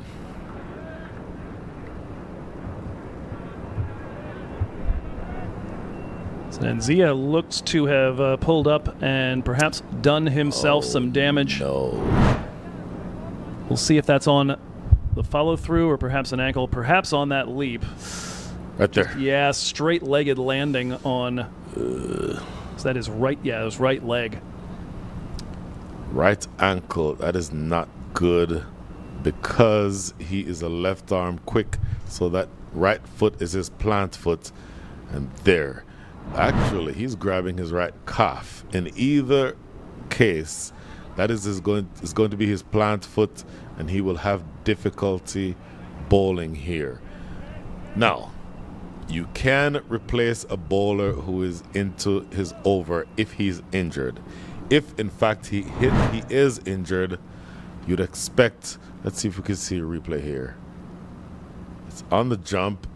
It's airborne there. Again, looking at that right leg as it lands, and it looks like there's just no flexion at all in the knee. It just comes down very hard, and a little bit of an extension on the calf as well. That's not pleasant. Now, I will say this. If it's the case, and look at this, they're working on his left knee, or his left foot. Look, let's not speculate. Neither of us is a doctor. Well, you're like a doctor yourself, but a different Not that kind of doctor. But the bottom line is that he is experiencing some difficulty. If you're experiencing difficulty, if there's an injury, a physical injury that takes place in the process of you bowling, you can be replaced. If you replace the bowler, then you'd probably, if I'm Hamad Azam, I'm bowling myself these next 5 balls. Because that would mean that you, Hamad Azam, could bowl the rest of over number 18 and then bowl number 20. 1 over left from Ghulam Mudassar. Obviously, you don't want to replace Hamad Azam. I'm sorry, you don't want to replace Ziaul Haq with Ghulam Mudassar here because he would not be able to bowl that additional over. Yeah, exactly. And the only other option that isn't bowled out at this point would be Aryan Satesh, and he has traveled a bit in his 2 overs of work, and especially with Bandara out there, probably not the guy you would want for that scenario. I don't know, and that's not to pick on Aryan Satesh. I don't know that I'd want to bowl any spinner at this stage of the innings. So you want pace, and I think the natural person to bowl, assuming that he's not going to be able to continue here, Ziaul Haq, but he appears to be walking back to his mark and moving pretty easily. It looks like. That's remarkable. Now, watch the run-up. Sometimes, and I've had this happen myself, sometimes you get injured and he just flashes his thumbs up sign to his partner on the boundary. Sometimes you get an injury, you get worked on, and you walk a few steps. Okay, I'm fine. I'm continuing. I can go.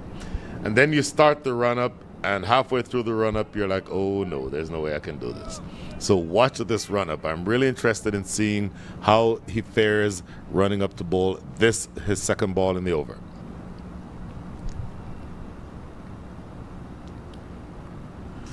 Great delivery. Goes past the outside edge. I am seriously keeping my eyes on Zia-ul Haq. He looked fine there to me, Joe Hickey. Yeah, if anything, maybe coming in a little slower than we're accustomed to, but certainly to be expected, kind of testing things out, but no problem with the quality of the delivery. And the follow-through isn't quite as long as it usually is. He pulled up at about maybe 3 or 4 steps. 1, 2, 3. Almost like an intentional attempt to not follow through far. Down the ground, landing in front of long on for single. So great over underway. You're in over number 18. Just 1 run from the first 3 balls of 18. Yeah, just 15 balls left to work with here, and you go to run a ball from here, you're looking at 142. It's not quite where you'd like to land at this point. Probably would feel about 10 runs short. Even with that attack, you'd feel like you'd left a few out there on the field.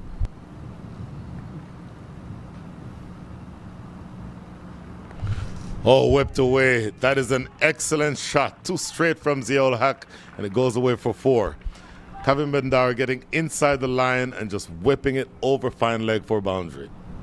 And we see the desperate effort of Ghulam Mudassar trying to keep that one on the infield. Got up as high as he could with the hand, but no such luck.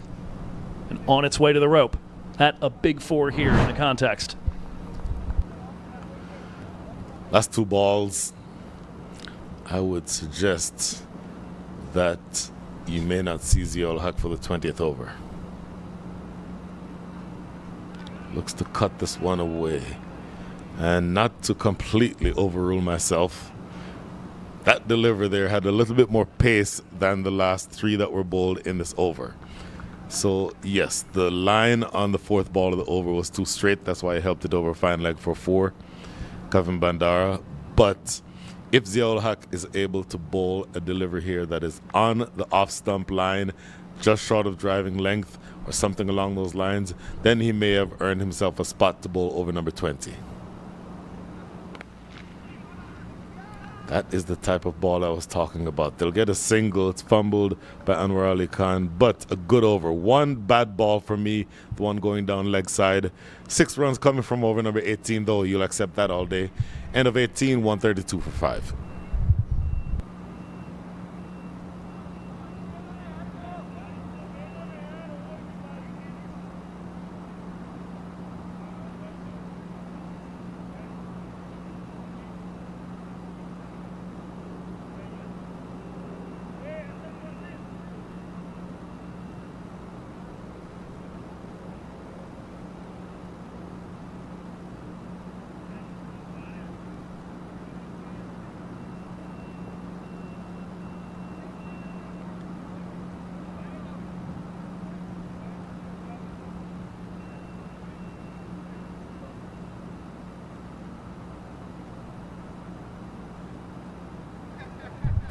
So Ghulam Mudassar, over number 16 is the last one that he bowled, and that over went for 10 runs.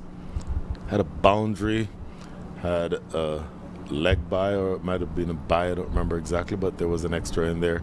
So you don't want to concede another 10 runs here. You're looking for something short of driving length on the line of off stump to the left-handed batter. Cut away for 4. Well, that's not short of driving length, and it's well wider than you'd like at this stage of the innings. 4 runs to start over number 19. And a good look at the recently developing, or at least recently on show, talents of Abhishek Paradkar. 47 on opening day. And he has turned himself into a legitimate all-rounder, the kind of thing that can help you differentiate yourself from the crowd of left-arm quicks that we have developing here in the United States. Tell you what, that ball for me, wider than it should be, but look where he's standing on off stump. I don't know that I don't bowl the best Yorker I can here. That's the one I'm talking about. Goes into the offside. Coming back for the second run. It's going to be close. Ooh, maybe slightly offline, and they get a couple more runs. So apologies, I was speaking, waxing poetic about Abhishek Paradkar, and that was Kevin Bandara on that one. I got fooled by the conference afterwards and the graphic for a second. Whoops. Coven's very good too. We just haven't gotten to know him quite as well just yet. Sure. Into the team for the pair of games up at Tollgate Farms and has been with them since. Did he knock him over? He absolutely knocked him over. What was it I just asked for, Joe Hickey? The best Yorker you can bowl. That's what you get at this stage of the innings. You miss, I hit 138 for 6. Madasar continuing to come up big. 3 wickets, and they were big ones last time around. Kavan Bandara responsible for the flourish at the end of the East Bay innings a day ago. He picks up 22 off 16, a couple of tasty boundaries, but he's got to go. And we'll be seeing now Vikash Mohan or Rushil Ugarkar coming out to partner Abhishek.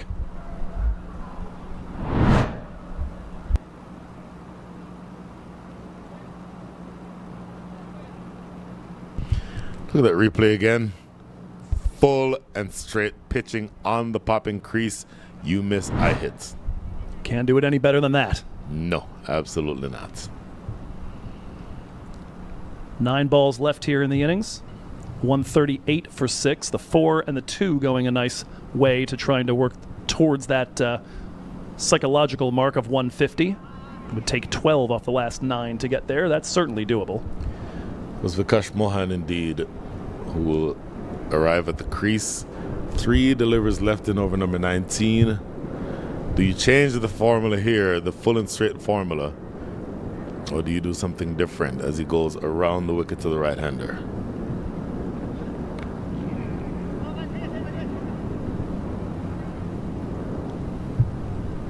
Keeping a little bit of width on offer there. Mohan brings the bat down. Stomps it into the ground, gets himself underway. Yesterday, a 12 not out off 9 and 2 4s. So he did exactly what I was outlining to get to 50, or 150 rather. Literally exactly that. 139. So run a ball. 8 balls left. You get to 147. Doesn't take a whole lot of effort to get over the 150 mark. And especially if Abhishek Paradkar can get a hold of a couple. And he tried straight down the ground. Just one. And I don't know why they would be looking for a second run there, because in my mind, you take you absorb a dot ball here if you need to. The key is going into the last over with Abhishek Paradkar on strike. Or, I won't say declaratively because I've not seen Vikash Mohan bat. Would you think that he can help you with the bat more than I'm apparently giving him credit for? Oh yeah, Vikash Mohan historically a heck of a finisher. His strike rate a little down this year at 115, but okay. Somebody who at the death has been absolute gold dust for this team in years past. Clipped into the deep. Get the even number of runs I was looking for in a way, but do they? Oh, they did not get there. He's run out. Vikash Mohan looking for that second run, wanting to make sure Abhishek Paradkar remained on strike, but he's run out trying to regain his ground at the non-striker's end. End of over number 19 does not end well for the East Bay Blazers. 141 for 7. We'll take a look here at the turn. Looks like Mohan just a little bit slower there than Paradkar, and a great take by Ravnis Raja, and very clearly short of his ground as he grounds the bat just before, or just as the bails come off. There's a number of things wrong with that. The turn was very slow. The decision to go for the second run was almost an afterthought. And then he runs, your teacher still understand this, a parabola instead of a straight line. All of those things, any one of those 3 could get you out. He combined all 3 into one sort of farcical dismissal. We call it a turducken of a wicket. Turducken. One of our questions has just been answered, Brian. Zia-ul Haq will come out for the 20th over. He takes the ball from the theater end. It is 141 for 7 as they get the 1 and the wicket and the correct runner all put in here. It's Abhishek Paradkar on strike with Rushil Ugarkar in at the other end at 9. Well, you know, we're chatting with Rushil Ugarkar yesterday after the match, and if he had his way, he'd have opened the batting today. He does not lack for confidence, Rushil Ugarkar. And not in the slightest. and the interplay between him and Ali Sheikh, and back and forth and razzing each other about who's got more runs at any given moment. That is a fun relationship there. In the air, simple catch at mid-off, wicket number 8. Zia-ul Haq has his second. It's going to fall now to Faisal or Karmai to come out here and face ball number 3 of this over. They do have a mistake there on the scorecard. One of the issues with those runouts that happen in the midst of scoring other runs is sometimes they don't notice who's at one end. That is indeed Abhishek Paradkar, the left-handed bat that is dismissed. Toe ending a full delivery from Zia-ul Haq straight into the hands of who else? Hassan Khan. It's an interesting dismissal because the ball was sort of tailing away to the right of Hassan Khan. He's moving to his left, and the ball is tailing away. He actually had to reach back behind him to snag that. I don't know if we have the opportunity to go back and look at that catch because it was tailing away to his right. Had to sort of reach behind himself to get that one. Really clean catch. A dot and a wicket to start over number 20, just what the doctor ordered for the Chicago Kingsmen, trying to hold East Bay under 150.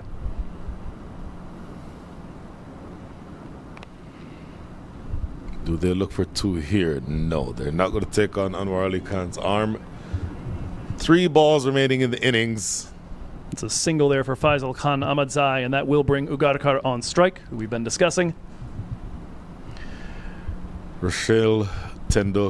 Ugarkar will take strike here. 30. Again, it does not lack for confidence in any version of his game. 35 off 24 on the season. He opened his account for the year with 15 not out off 6. Wow. Hit the first 3 balls he saw for 2 4s and a 6. So he take that here, believe me. No doubt. Yorker, look where that ball trickles just to the right of the stumps, and they'll get a single. In fact, it's a leg by. So signal there by umpire Owen Brown. Last 2 balls, and Rashil Ugarkar is probably upset to have been off of strike, or to have gotten off of strike.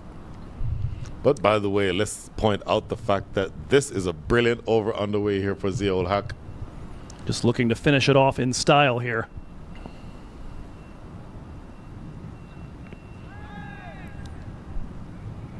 I believe this is going to be another leg bite. Watch umpire Owen Brown.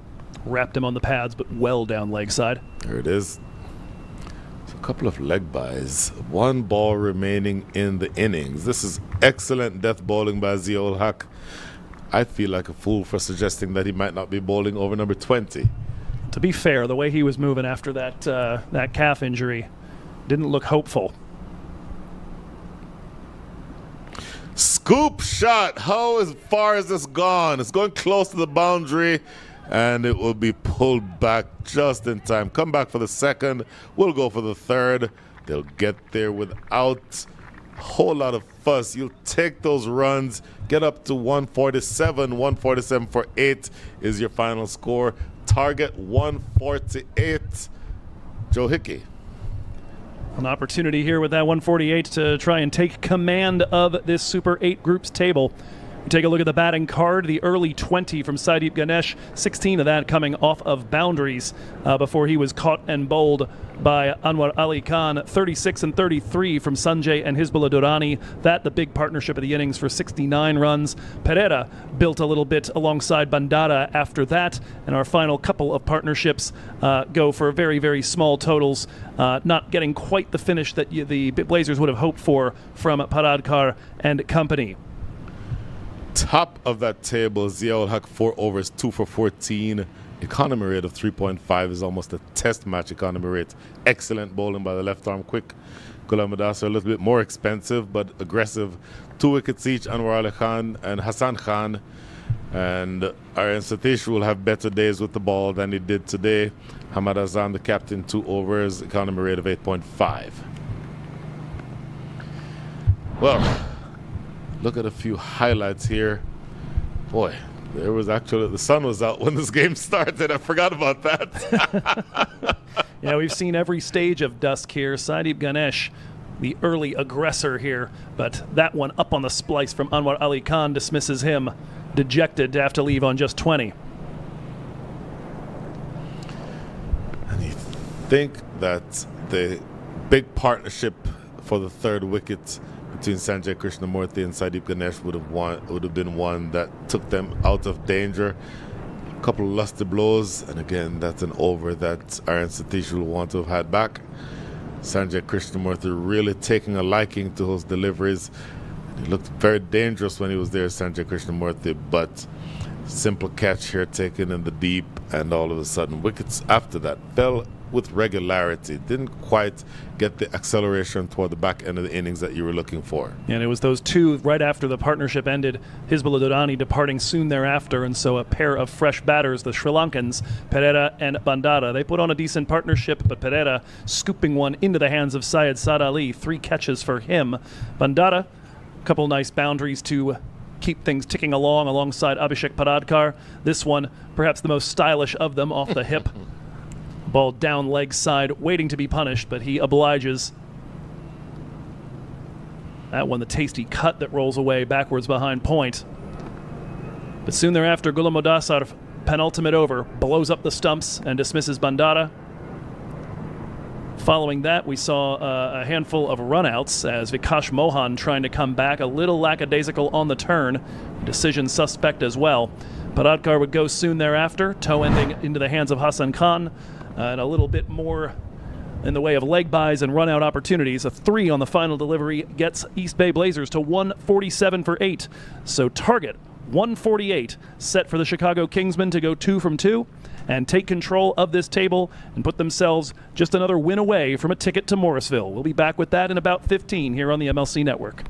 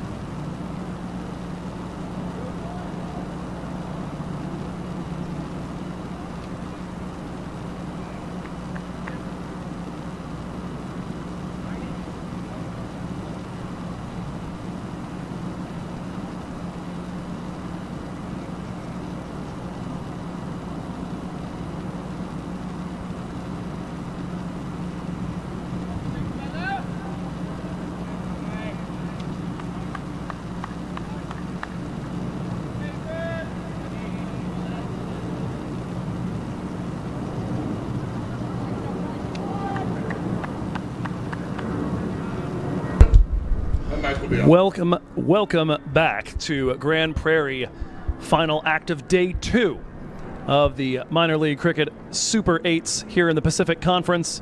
Chicago Kingsmen set a target of 148 to chase. Winner of today's game takes pole position in the group at 2-0. Losing team will be tied with Kings 11 Dallas at 1-1. And they will both be pursuing the team that wins in their game. It'll be Carmine LaRue to start, Ramiz Raja on strike with Faraz Ali at the other end. First delivery, and there is that swing we saw just a couple of, a little over 24 hours ago from Carmine LaRue coming in on the right-hander. Joe Hickey. I love Carmine LaRue as a bowler. I don't know if I've said that before. Look at this banana ball curling in, threatening the stumps to the left, to the right-hander. When the right-handers are off strike and it's Saad Ali or Faraz Ali on strike, you'll see how the ball curls away from the left-hander. Just a brilliant swing bowler. A little straight here, going down the leg side. Not going to be a run, but I'll tell you what. We talked, and it sounds like we may be belaboring the point. But this bowling attack is such a good one that it can make 148 look like 180 or 190. It is very difficult to score off of them. Yeah, the target set here just 6 runs shy of what they set Kings 11 Dallas in yesterday's action. LaRue steaming back in, this time leaving a little bit of length. Tell you what, that's hammered all the way through the offside for 4. Now, if you're going to bowl that line, it is going to have to be a shorter length. If you're going to bowl that length, it needs to be a straighter line. You cannot give Ramiz Raja that much width. He will cash in on it all day. Raja, looking to express himself, has already equaled the 8 runs that he had in yesterday's encounter off 9. 1-4 in that match before he was stumped a little bit unceremoniously by off the bowling of Kamran Hotak. That, for me, is a much better length. You want it full enough to be hitting the top of off stump, as they always say, but you don't want it to be, if you want to go for a Yorker, that's one thing. But at that length, you can keep the batter quiet, and it also gives the ball enough room to be able to swing. And at his height and with his seam position, the ball is swinging into the right-handed Ramiz Raja. Excellent bowling.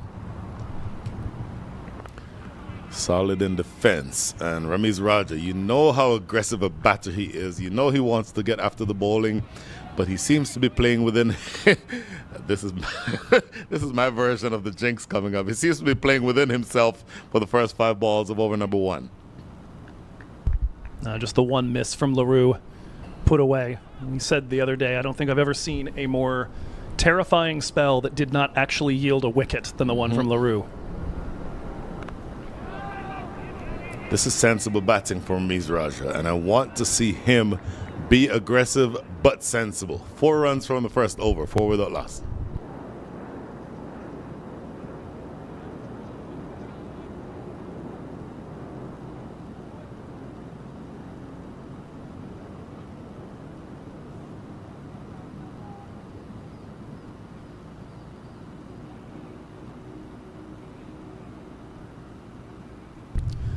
Might have heard Sanjay Krishnamurthy say, and I'm paraphrasing, that he has an embarrassment of riches with left arm pace. I think that is a very fair characterization. This is not going to be left arm pace though. It's going to be Rushil Agarkar, the right hand pacer. When Rushil Agarkar is bowling, maybe we can get a chance to zoom in and take a look at his bowling, his plant foot, his left foot. He has the hole cut out of where the toe would be pressing against the front of his shoe. Maybe we can get that shot sometime in this over. It's really interesting to see. I don't know if I paid a couple of $100 for a pair of bowling shoes, Joe Hickey, if I'd be willing to cut a big hole in them. Look at this. Thought for a second that might have cleaned them up. I think it goes through for an inside edge, goes away for 4. A great delivery to start with, but it gets 4 runs nonetheless. Absolutely ridiculous amount Oh. of shape in the air and a Yorker length. Just barely got something on it. I think the appeal coming from those who thought the sound they heard might have been the toe rather than the bat. Boy, look at this ball curl in and just kiss the inside edge, miss the toe, miss the leg stump, and go away for 4. This one played more intentionally down to deep fine leg. Carmine LaRue himself in that area. Faraz Ali underway now with 5 runs. He'll be happy about that. Yesterday dismissed first ball by Sarab Netravalkar. 54 runs on the season at a 108 strike rate. Look at this again. From around the wicket, look how this ball swings in. A real banana ball that gets through the gap between bat and pad and somehow misses the leg stump on the way for 4. We talked a little bit about the difference between showy swing or turn and then getting what is just necessary. That one comes out showy and it actually burns them as a result. Oh my goodness. Might well have been a 4 as buys if there hadn't been an inside edge.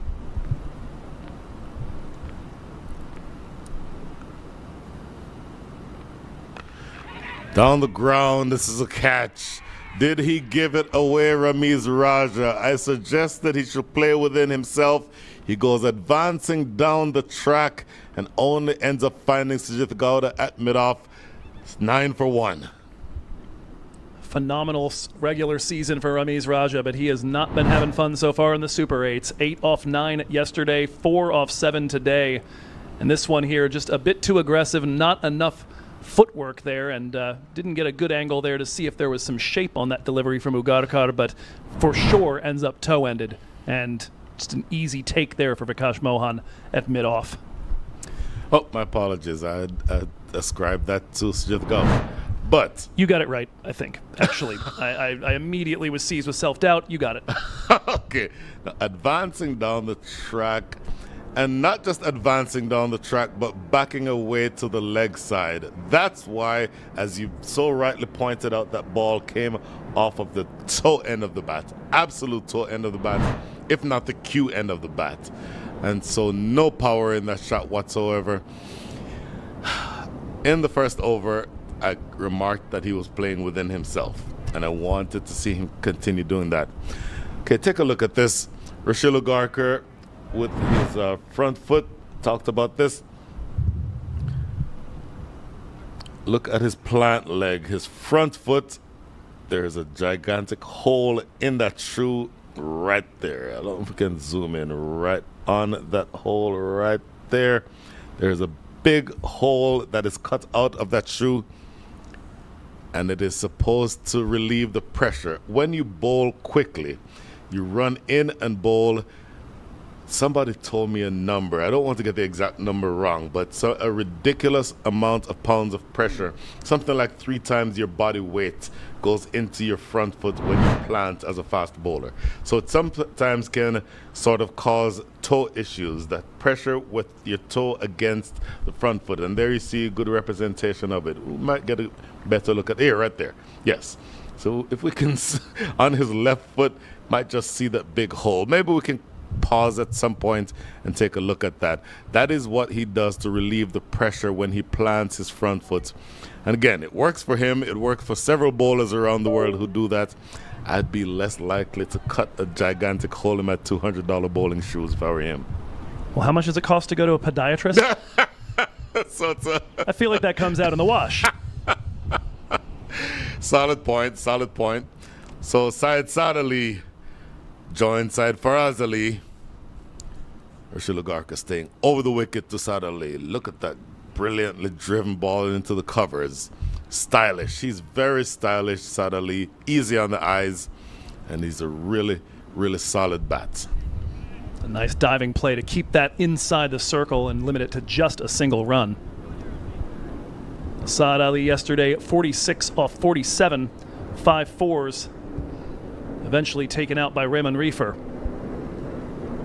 He's hitting just about everything with authority, though, this year. 170 strike rate against righty pacers like Rushil, 153 against leg spin, 150 against left arm spin. Not unexpected for a left-handed batter to feast on those things, but those numbers still jump out at you. Anything with a strike rate above 150 catches your attention. And so, not surprising that he's been as successful as he has. Now, back to Rochelle Garker. I like the fact that he's now bowling over the wicket. Started out bowling around the wicket, even though he had that beautiful banana ball that got edged away for 4. But I think, as we always say, this angle works better. And in defense here, he is going to have a dot ball in the very last ball. So it's a good over. A wicket, 7 runs coming from it, 4 of them very fortuitously. Excellent first over from Rochelle Garker. Score is 11 for 1.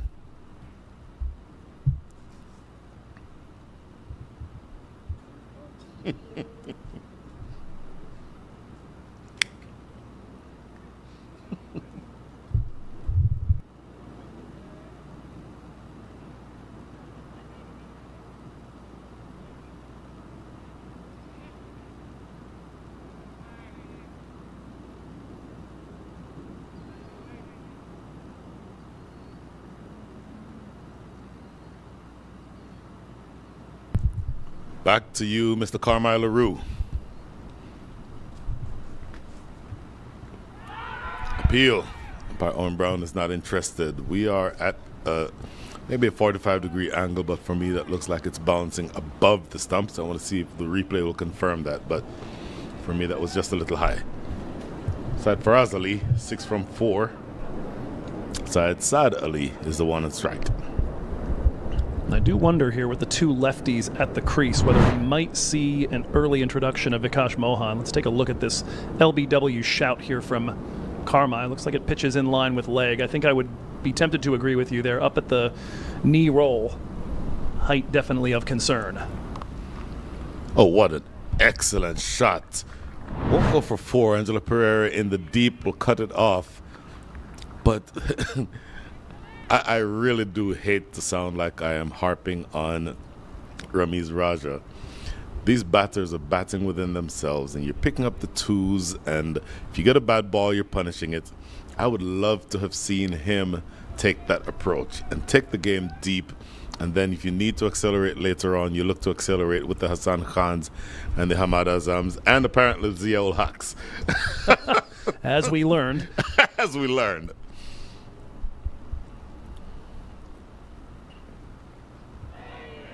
Ooh, good delivery, goes past the outside edge. So, yes, things are not going to be easy from here, but my goodness. The required rate at the start of the innings was 7.4. You can fancy yourself getting 7.4 and over. The required rate is now 7.66, so in the range of what you need. You don't mind singles at this stage, and really, against such a good bowling side, it really means that you have to be smart about the way that you attack the bowling. Well, and giving away power play wickets has been one of the only bugaboos for the Chicago Kingsmen team. They come in 6th from the bottom in MILC and balls per dismissal inside the power play. So they've had their issues getting to that point still with the with 9 or even 10 wickets in hand. Most often they're already dealing from 2 down, if not 3. Becomes very difficult to maintain any type of momentum when you lose wickets at the top of the innings. Don't see Carmine LaRue bowl the bouncer very often. He's maybe not quite as quick as maybe a Ghulam Mudassar or somebody like that, but he's tall. He's about 6'3", 6'4", and so if you're accustomed to him pitching up looking for the swing, and he does knock one in short, that can get you off balance.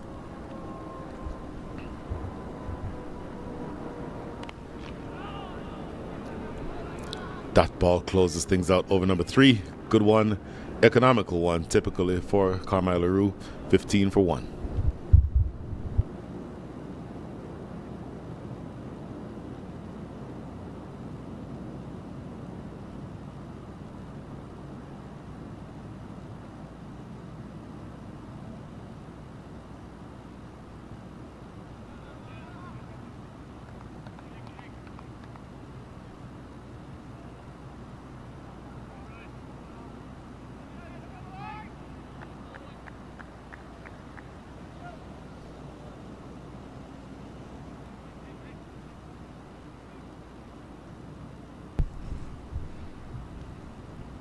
15 for 1, 133 needed from 102 balls. Saad Ali, 4 from 6. Faraz Ali, 6 from 5. Rashid Agarkar choosing again to go around the wicket to the right-handed batters, bowling to Saad Ali. Stop me if you've heard this before. You do better from over the wicket. That ball from around the wicket slanting into the body at that length is meat and drinks to Saad Ali. Yeah, if you don't get that line absolutely perfect there, oh goodness gracious, that is right there. That is a baseball swing at that point. And something anybody in this country can understand regardless of which bat and ball sport is your particular obsession. I'm going to keep harping on this until I'm blue in the face. The angle that is created when you go around the wicket encourages the left-handed batter to hit on the leg side. And if you exacerbate that already pre-existing condition, if you will, by bowling a bouncer that only gets up to waist height, it gets drilled. Saad Ali is not going to miss out on that. And I'd like to see what this follow-up delivery looks like. But I've said enough. I've said it enough times already. Better length. Pushing it up, just encouraging the drive. That's what you want to see in this stage of the innings. Yeah, no change at all on line there, but for sure not coming up as high, not something you can flat bat your way over mid-wicket. Brutal strike. That was the first 6 of the innings, by the way. 21 runs on the board, 127 needed in 100 even deliveries. Required rate 7.62. Quick single there. Thought for a split second that short mid-off might have been it with a chance. Not able to do that. So the last 3 balls coming up here in over number 4. What are you looking to accomplish here? If you're Rashid Agarkar, you've seen that big 6 over mid-wicket. You know that that length and that line can get you into trouble. How do you approach these next 3 deliveries? I think if I'm him, I'm considering for these next couple basically photocopies of the 2 deliveries that preceded it. Although here he goes well down leg, does not pick up pad, and that's going to be a wide. So clearly he's thinking more along the lines with Faraz Ali of attacking the body. If you're going to do that, if you think you've got enough pace to get it there in time, maybe you consider a more full-blooded bouncer along that line. See if you can rush him and pick up the splice of the bat. We've seen that a couple of times today. But yeah, without that, definitely can't go that line. Worked into the leg side. Abhishek Paradkar is the man out there. 2 balls remaining, 9 runs from the over already, so it's been a relatively expensive one. The overall scoring rate in the innings is 6.5, so you've bowled an over where you've already conceded 9 with 2 still to come. Rashid Agarkar, who is a brilliant talent, talked about his confidence. He's about the most confident cricketer that you could come into, and I think he'll be somebody who will want to atone for the mistake from the first part of the over. Single again down to Abhishek Paradkar.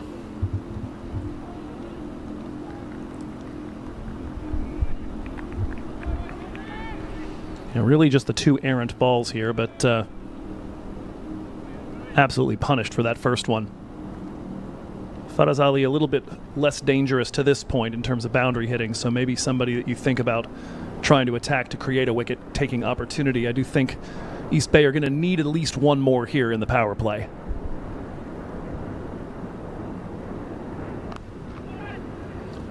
Back to the bowler himself. 10 runs come from over number 4. On balance, you like what the Kingsmen did in that over. Gets you 10 runs closer to that victory target. Now just 124, make that 123 needed. In the next 96 balls, the score is 25 for 1.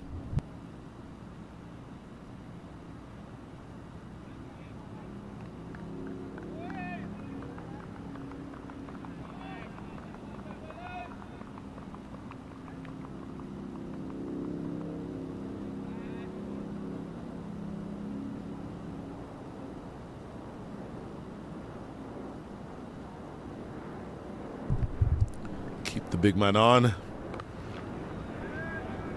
He is very difficult to score off of. 2 overs, 7 runs. Yeah, just that one bad ball in the first over that went for 4. Otherwise, it's been 3 singles, a leg by, and all dots. Still waiting for Carmi to take that first wicket, but in the meanwhile, if you're creating pressure that others can benefit from, gets the job done all the same. Waiting for that first arrival of Faisal Khan Ahmadzai. That contrast was so effective yesterday. Yes. As I mentioned, I think that the wicket of Unmukt Chand was at least due in part to all the deliveries he faced from Carmelo Rue. Carmelo Rue swinging the ball into the right-handed batter. Unmukt Chand, I believe, wanting to feel that ball onto the bat and expecting it to be swinging into him, went reaching for a ball that was actually leaving him and ending up edging one behind. Oh, that's going to go close to the fielder backward point. Almost thought that you'd had a wicket there. Come back for a couple of runs. I want to see what this looks like again. A little bit of a shorter ball here from Carmi coming up on the body. Looks like it may well have taken a chunk out of the batter here as we see it rise up on his tiptoes. Yeah, maybe something else took the chunk out of the batter. Whew. Nice diving attempt to try to keep it on the circle, and good work in the deep by Anji Pereira. Perhaps the ball slowed a little bit by that play in the infield.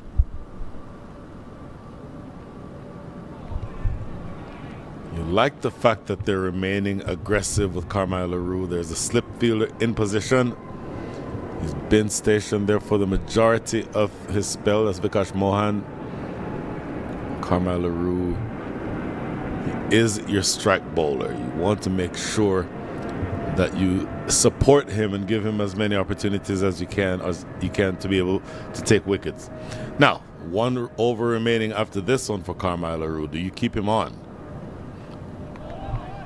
Genuine bouncer that time, and it goes as a short ball. Carmelo Rue's reaction says that he disagrees, but I think that's a fair call. Yeah, certainly from here I would go with that. I think the maybe a little closer. Right there. Maybe it's close. It's very close.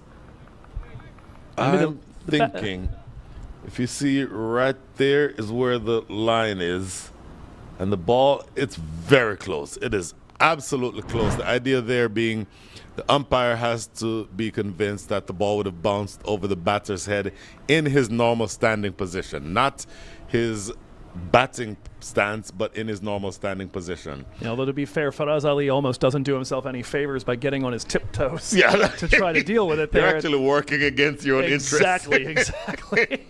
In that instance. Last ball of over number 3 for Carmelo Rue.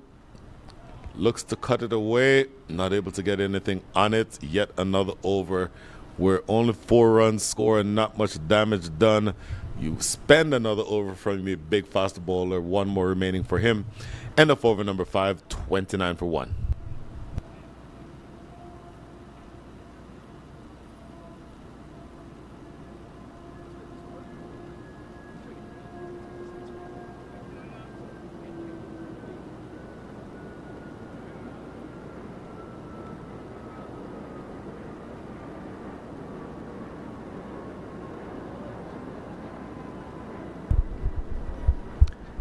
.29 for 1 through 5 and almost on command. Faisal Khan Ahmadzai into the attack. He will bowl from the opposing end of the lefty Carmelo Rue, taking over for Rushil Ugarkar at the river end. Yesterday, 2 for 33. We mentioned the wicket of Unmukt Chand. He bracketed that game by also taking the wicket late of Sahib Malhotra, who was looking to push the pace in the late going after Kings 11 had that run rate pressure build and build and build. Malhotra looked to be the last that might relieve it, and Faisal Khan slammed the door. First delivery is a full one, tapped straight back to the bowler.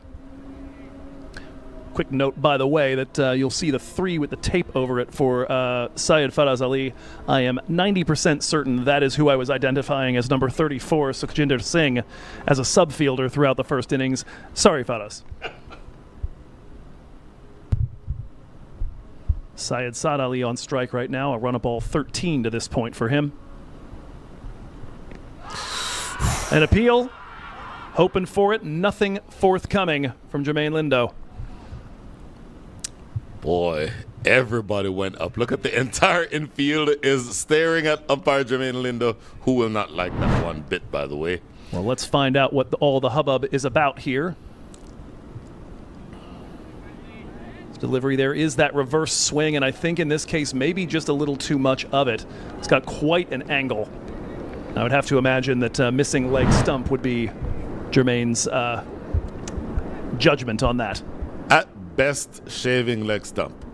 It hits him above the knee roll, but he's trapped on the crease, so it's not bouncing over the top, I don't think. But with that angle, at best it's shaving leg stump. In all likelihood, it's missing leg stump. So fair decision there by umpire Jermaine Lindo. Still getting that pronounced reverse. Again wraps him on the pads, this time not nearly as vocal of an appeal. That's exactly what I was about to say. They were not convinced that time, so umpire Jermaine Lindo not even thinking about it, just walking to the side as he does when there is a possibility for a run out on the infield. An aggressive start here for Faisal Khan, yet to concede a run off the bat. 2 leg bys and an awful lot of yelling.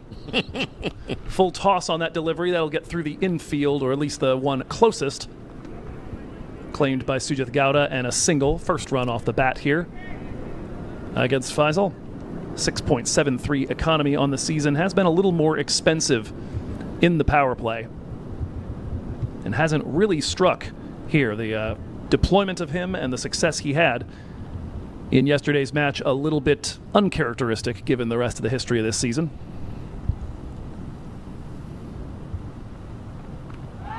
It's another one in on the body. Looks like height definitely the problem that time. The attempted sweep doesn't come off, but another leg by. 3 of those now in the over.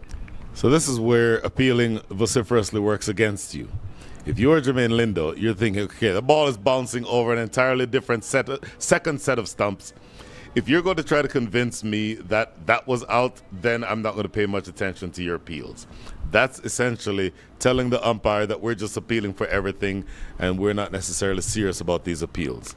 The boy who cried leg before. Story old as time. Oh my goodness. A dot to finish things off. Just 1 off the bat, but the 3 leg bys get Chicago up to 33 for 1 at the end of the power play. 6 overs done and dusted here in Grand Prairie.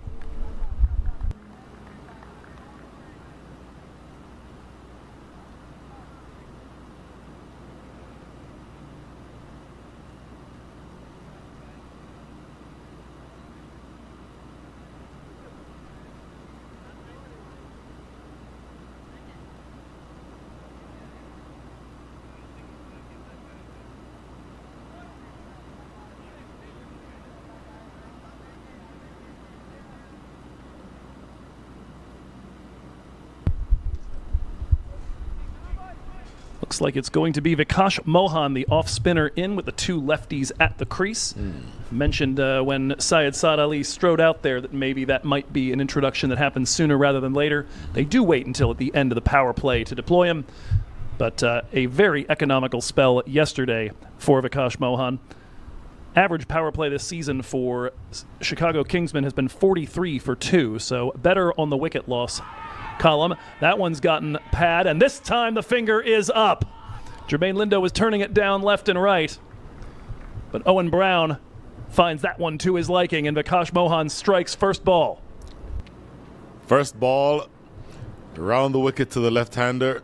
The typical off-spinner wants to go around the wicket, drift it in, get it to straighten, and threaten the pads. Let's see what happens here. Oh, this is dead straight. It's not missing leg. To me, you could see the leg stump behind the batter. So that's an indication that it's not missing leg. And height-wise, he's on the crease, and it hits him maybe right at the knee roll. So for me, a good decision. LBW decision goes in favor of the East Bay Blazers. 33 for 2. And that ends the day of Syed Faraz Ali. 9 off 13 for him. Make it 14, rather. as the 1-4, but he goes out LBW to Vikash. We were just mentioning that the power play had ended with one more wicket intact than average. That lasts all of one ball. And if there's any downside for East Bay, it's that now with Tajinder Singh out there, Vikash Mohan does not get to attack two lefties for any longer than one ball. First attack, it just takes care of business. Now, the counter argument to that point is that Tajinder Singh is in a lean patch. He's an excellent cricketer, but he's in a lean patch. So maybe you don't essentially hesitate bringing your off spinner in because Tajinder Singh is in such a lean patch. But this creates an opportunity, such a big opportunity for Tajinder Singh to show the type of cricketer that he is as opposed to what he's shown so far. Key thing for him is surviving the beginning of his innings. 4 of his 7 dismissals this year have happened inside the first 10 balls since he's gotten out there. First one he sees from Vikash, a single, and he is quickly off the mark. Yeah, to your point, 109 the strike rate this season, an average of 13.4. Not at all what we saw last season from him when he was a major part of this team taking the 2024 title.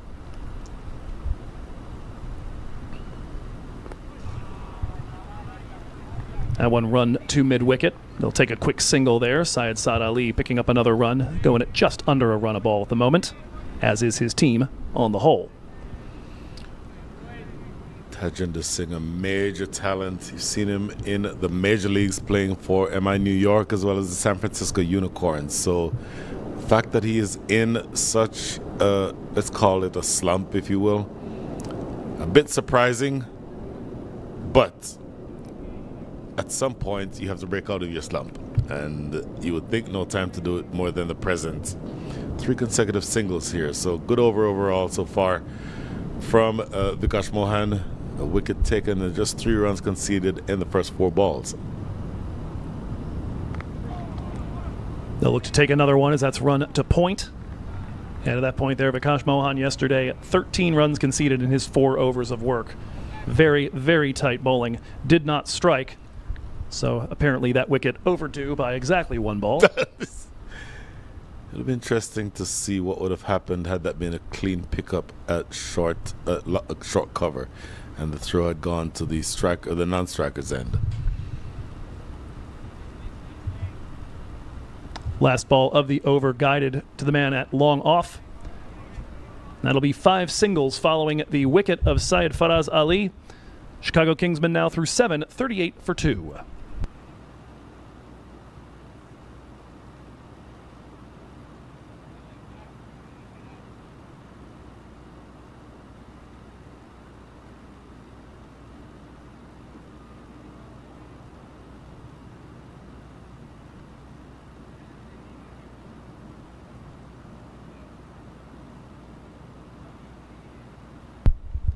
Faisal Khan continues from the river end of the ground.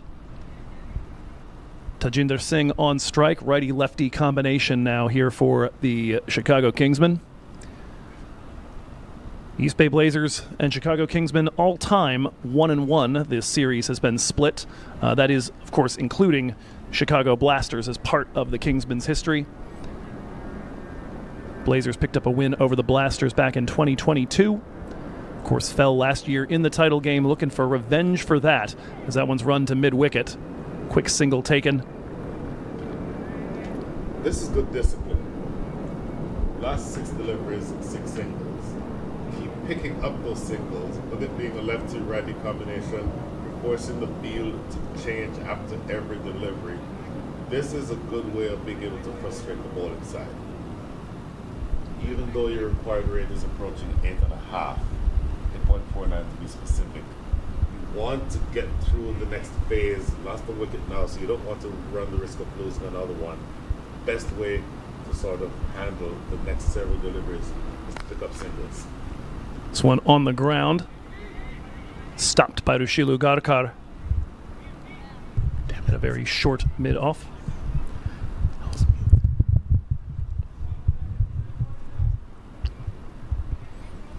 That ends the sequence of singles here as this Kingsman team looks to frustrate the attack, and that's what they've done this season in the middle overs. 3rd in wicket preservation in this stretch of the game.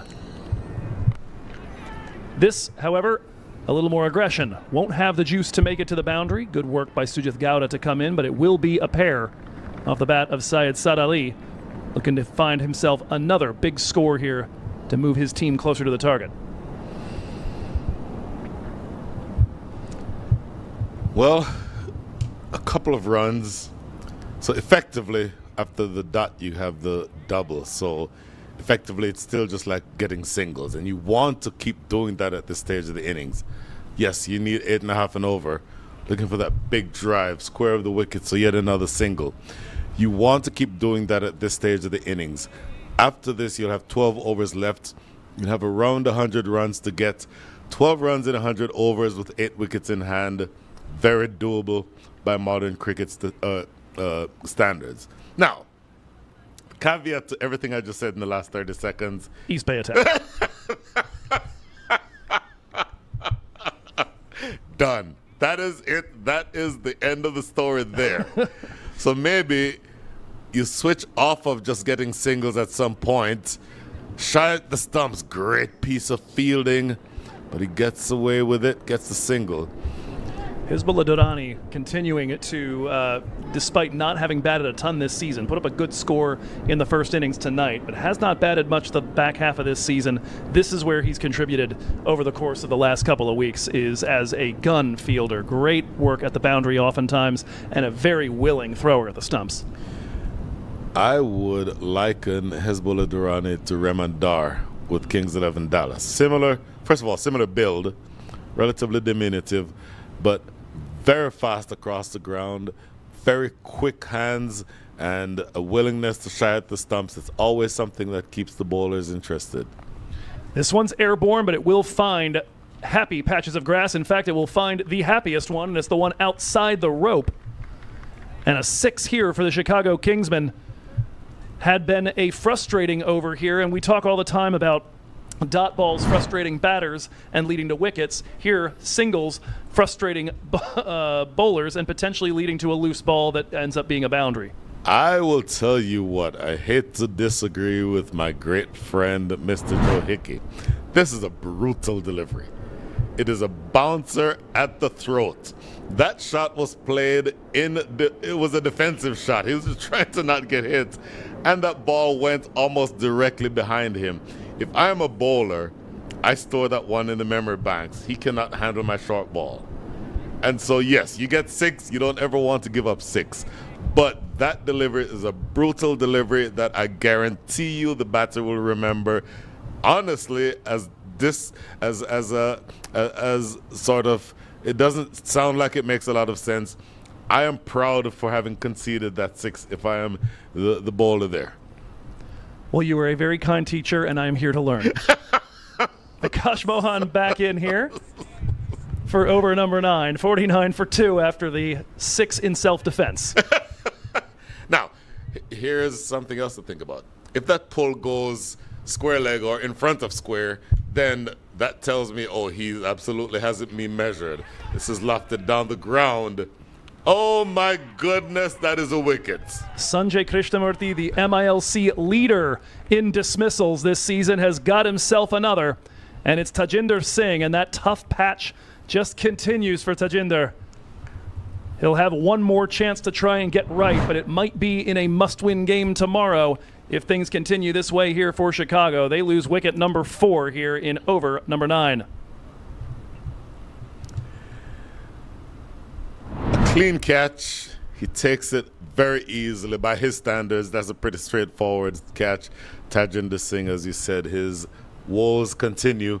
Trudges off very slowly. Is this the captain who is making his way to the crease? No, I believe it's Raghav Satish, according to the scorecard on here. We'll see if that is made. See if it's made a liar in a moment here, but.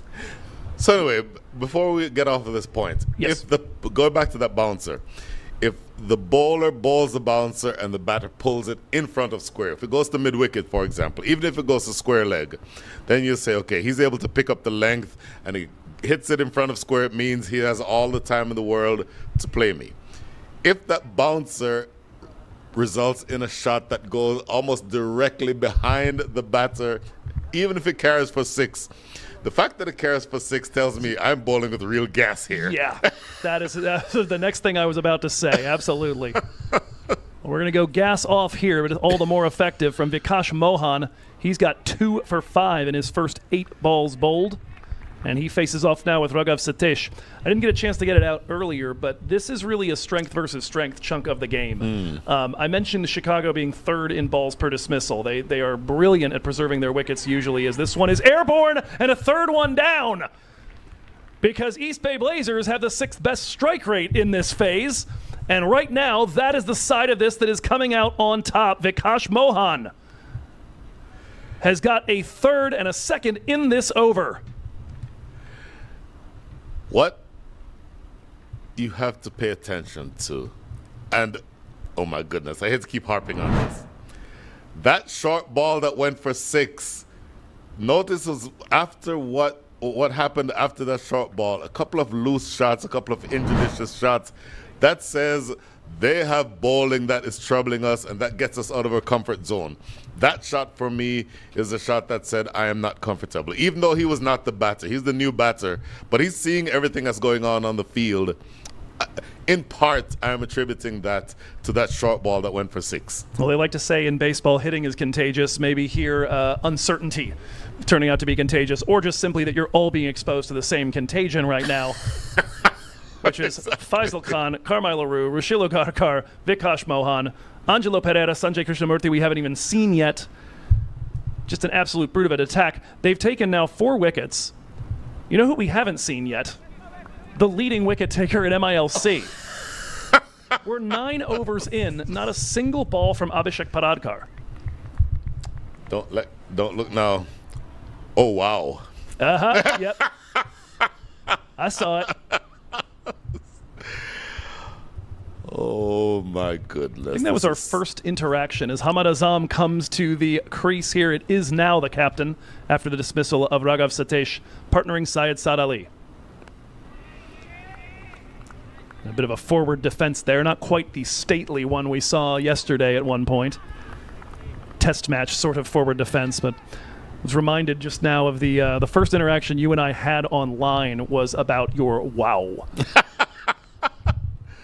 That is cut away by Hamad Azam, but it will pick out the deep fielder. Arnav Iyer, I believe, in there as a sub fielder over at point. That first interaction coming during a game in Texas. We'll do highlights first, then story time. There's a look here at the wicket that fell on as Sanjay Krishnamurthy made that catch, the first one of this over, and then Vikash Mohan getting one to rise to the splice of the bat, an uncertain shot from Raghav Satish, and he's easily caught inside the circle. Story time. All right, story time. Watching one of the early games, I believe that it was the season where weekend number 2 was in Texas, and all the Western teams were there. So I think it was my first exposure to you as a commentator, or maybe the second time I'd heard you. But Paradkar, by the way, in on cue. I thought we might be taking a break here. No, apparently not. 9 overs. But heard a handful of those wows, and I suggested on Twitter that I needed a remix of that song from the Ferris Bueller movie, the oh yeah, but with that over it instead. I got to hear you cackling about it on air, and now to finally be here 3.5 years later. That was 3.5 years ago? That's 3.5 years ago. That was 2022. Goodness. It took us a little while. Oh, wow. I almost said it again. Oh, wow.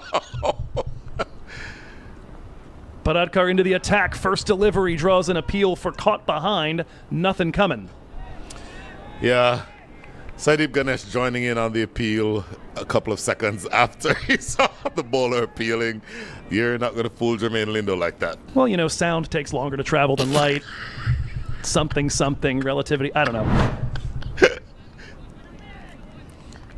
See here. Great delivery, though. Great delivery. Oh, that looks like an edge. It's hard to tell without the technology, but look at the keeper. The keeper, for me, is somebody who gives away the game. If that's an edge, the keeper goes up immediately. Coming back for the second run. Direct hit. Umpire Owen Brown with a long look and decides that it is not out. How about that direct hit square of the wicket from about 50 yards away? pinpoint accuracy. Absolute gun. Wow. Didn't get a good look at who that was. Let's take a look here as Hamad Azam runs that one back towards backward point. He's in. But my goodness, that is exactly one stump to throw at. We've got to get the replay to find out who that was. From 50, I said 50. The boundary out there is 69 yards. Actually 72 yards. He's in off the rope by maybe 10. So it's at least 60 to 65 yards. Excellent piece of work. Deadly accurate. It's Angela Goodness Pereira, gracious. I believe. All right, we're going to take a look. Yeah, and I do believe you are correct. Yep, that's the left arm cannon of Angie Pereira. That is stupendous. Absolutely stupendous work. Wouldn't have been the first run out from that far out in the outfield this year, but definitely haven't seen one like that from square of the wicket. That is unbelievable for Angie Pereira. Tremendous athleticism being shown here by Angela Pereira. Paradkar playing with the edge of Hamad Azam and nearly benefiting from a run out. This one in on the body and helped around the corner. That'll be fine of Carmine LaRue, straying a bit too far down leg. And Syed Ali will help himself to 4. Yeah, the line itself is the issue there. Stop me if you've heard this before. You need to be aiming at off stump. This one going down the leg side. Left armor bowling to the left-handed batting Sad Ali. So anything that is on the stumps from that angle is missing leg stump, and you have the freedom to go down the leg side playing that shot. Paradkar with a couple of big fish out here. Took care of Raymondar, Andres Jos, and Corey Anderson yesterday, so no stranger to taking out the danger men. Right now a single off the bat of Syed Ali, and it'll be the captain facing the final ball of over number 10 as we approach the halfway point of the chase. Chicago at the moment well behind halfway to that target of 148. 90 still required off 61.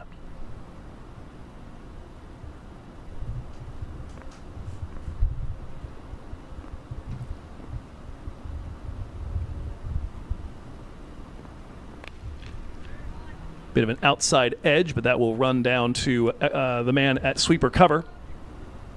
Angie Pereira guns it in, and it will be a single. That's going to leave Chicago Kingsmen at exactly, actually just shy of 1 run per ball through the first half of the innings. They're going to have to go at very nearly 9s from here to the finish in order to claim victory in their second match of the Super 8s. We'll be back after a brief drinks break here on the MLC Network. Chicago 59 for 4.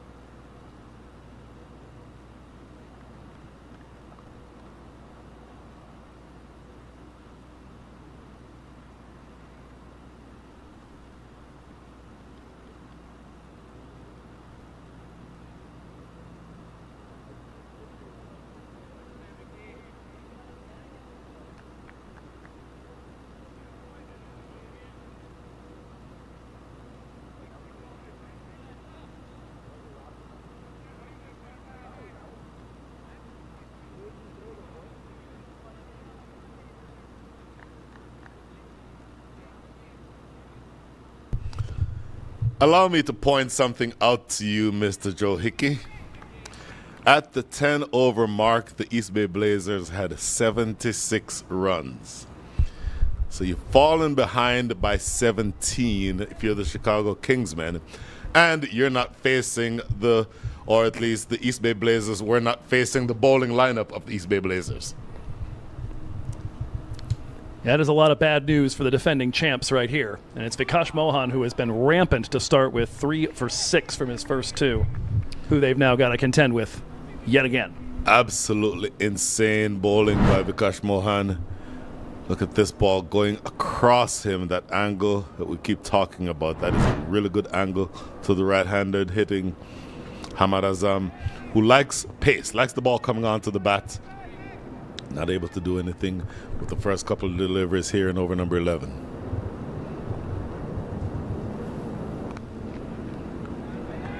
That is 3 dots on the trot, as they say. Don't look now, required rate 9.37. Time of the match when it can start to balloon in a hurry with dot deliveries. Oh, it just gets more and more difficult. It absolutely gets more and more difficult. Every dot ball makes your job more difficult. At this point, every single makes your job more difficult. Run out opportunity here. That is gone. The pressure was building, and that's what you have here. Saad Ali is the man who has to take the long walk back to the pavilion. Half of the side is back in the hutch, 59 for 5. And just the last thing you can afford, coming back after the drinks break. We know that drinks break brings wickets rather frequently, but this set batter, Syed Saad Ali, 30 off 25, trying to take that quick single, and the quick glove work from Saideep Ganesh, taking off the bails and dismissing Syed Saad Ali. It is a tight one. It's definitely tight. This will give us a better look. Oh, gone. That is gone. Gone by 6 inches. Boy, you have to give credit. I hate to keep harping on the umpires.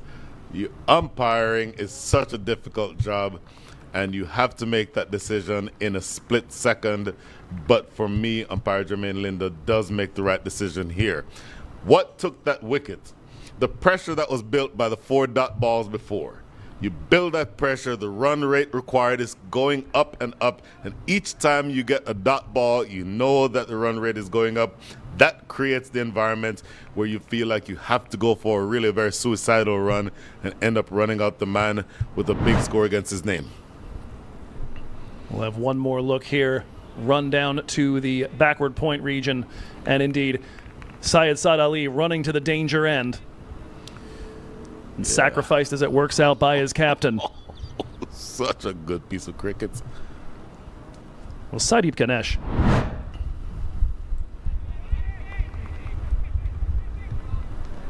Just absolutely a wizard with the gloves this season.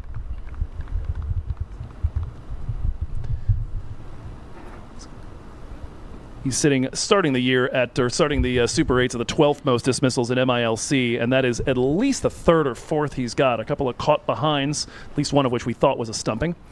But phenomenal stuff here, and 1 run taken here to spoil the maiden for Vikash Mohan. That's as far as it gets. A wicket taken via run out. 3 for 7 for Vikash, 60 for 5 for Chicago.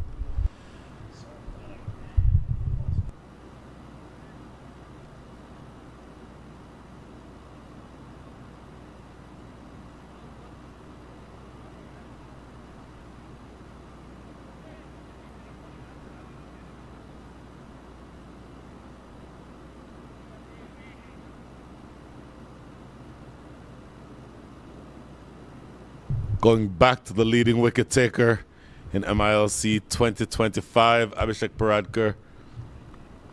And I will tell you that the job has just gotten that much more difficult for the Chicago Kingsmen. However, and this is the huge however, the man who is now at the wicket, one of the leading hitters in the entire country. We said a couple of times that he may be the best all-rounder in the country. He's now going to be called upon to deliver with his bat as the required rate now approaches 10.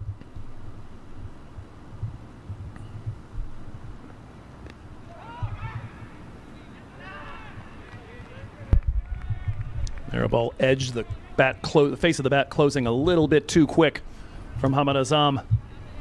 Ends up with it squirting off to point. Thought about trying to take a single and thought better of it, likely with the earlier run out flashing before his eyes. Yes. Now, with that dot ball, required rate is now above 10.04. But to mangle a baseball expression, maybe not a baseball, but American sports expression, dance with the one that brung you. You can make the argument as that's whipped away into the deep for 6. Oh my goodness. So that's the point I was about to make before Hamad Azam interrupted me. Dance with the one that brung you. 2 of the biggest stars for the Chicago Kingsmen are at the wicket right now. Hamad Azam, the captain, and the big hitting, they're both big hitting, but the all-rounder Hassan Khan. So you can do worse in a situation where you need 10 runs and over than having those 2 at the crease. Well, and the key here is going to be how quickly do you try to press the accelerator. You do still have 8.5 overs in the tank. You obviously got to go at 10s from this point forward. But you look at what's left over. You have Anwar Ali Khan, who could give you a little bit of a cameo potentially. Apparently, Ziaul Haq has struck at 186 for his entire MILC career and was insane last night. But you'd be counting on one of those 2 to come through for you if you lose one of them too early. And so certainly put the bad balls away, but make sure the aggression isn't the kind that just ended the night of Syed Saad Ali. You don't want to have to rely on Ziaul Haq to win the game with his bats. It's a tremendous bonus if you get that from him, but you don't want to construct the innings to say Ziaul Haq will save us at the end. So this pair needs to go at maybe 7s for the next couple of overs. Steal a single here. That's good running. Go at 7s for the rest of the next couple or so overs, and then look to launch toward the back end of the innings. You want to go into the last 5 overs maybe needing 45, 50 runs. You don't mind that setup with this pair. In fact, this pair can probably chase 60 in 5. What you do not want is for it to be the case that you lose one of them now and then have to rely on the bowlers at the end. Brief hint there as Hassan Khan wandered down the pitch, thought we might have another run-out chance. Excellent bowling. 8 runs coming from the over. At the end of over number 12, the score is 68 for 5.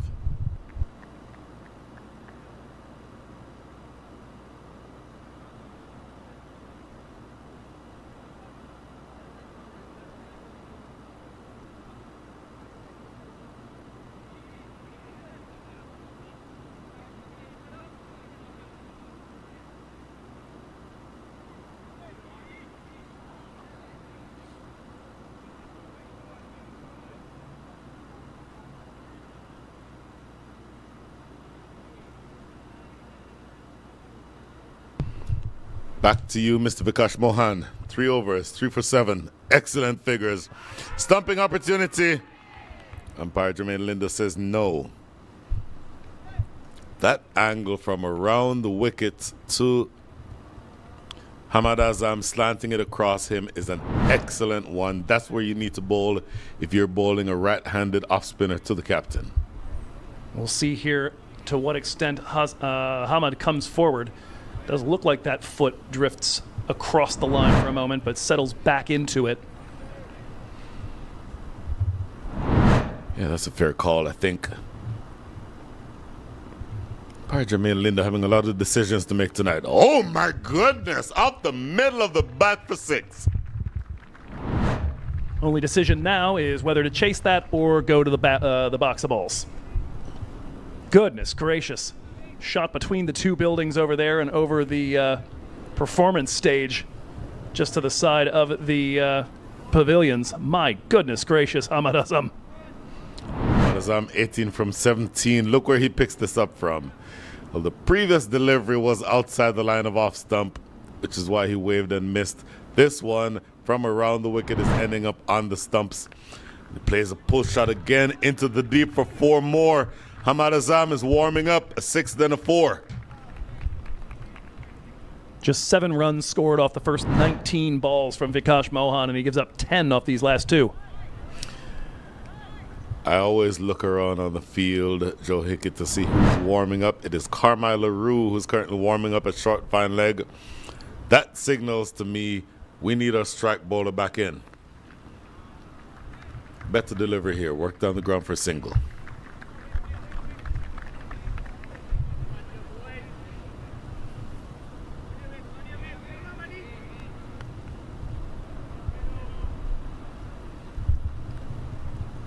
Required rate back under 9.5 now after the 2-ball assault from Hamad Azam.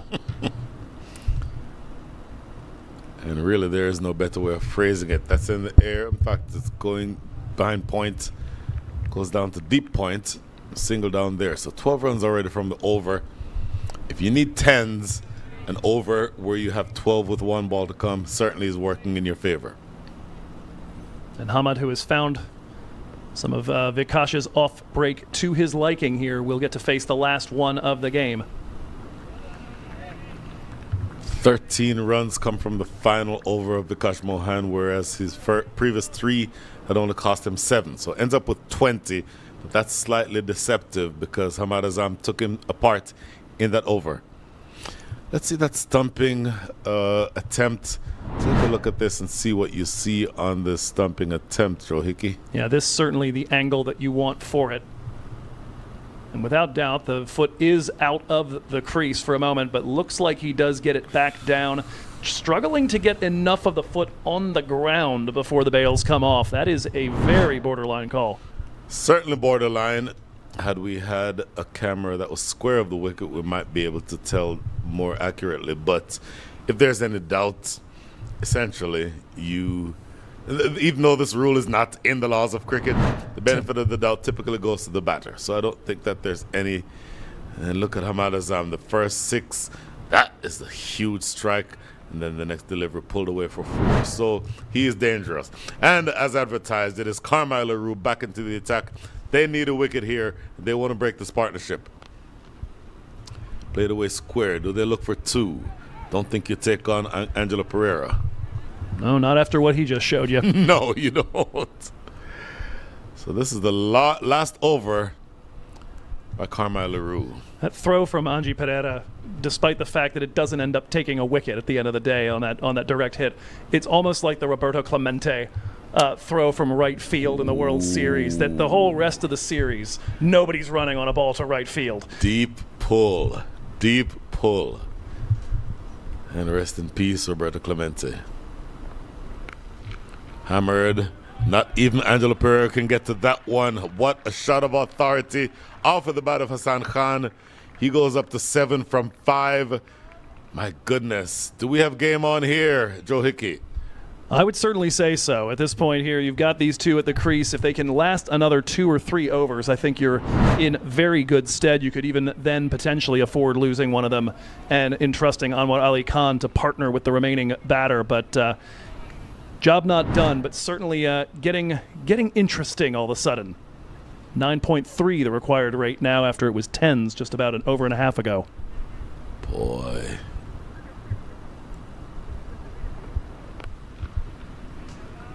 Single down the ground, you'll take that. Bearing in mind, there's only 3 deliveries left in the day for Carmine LaRue.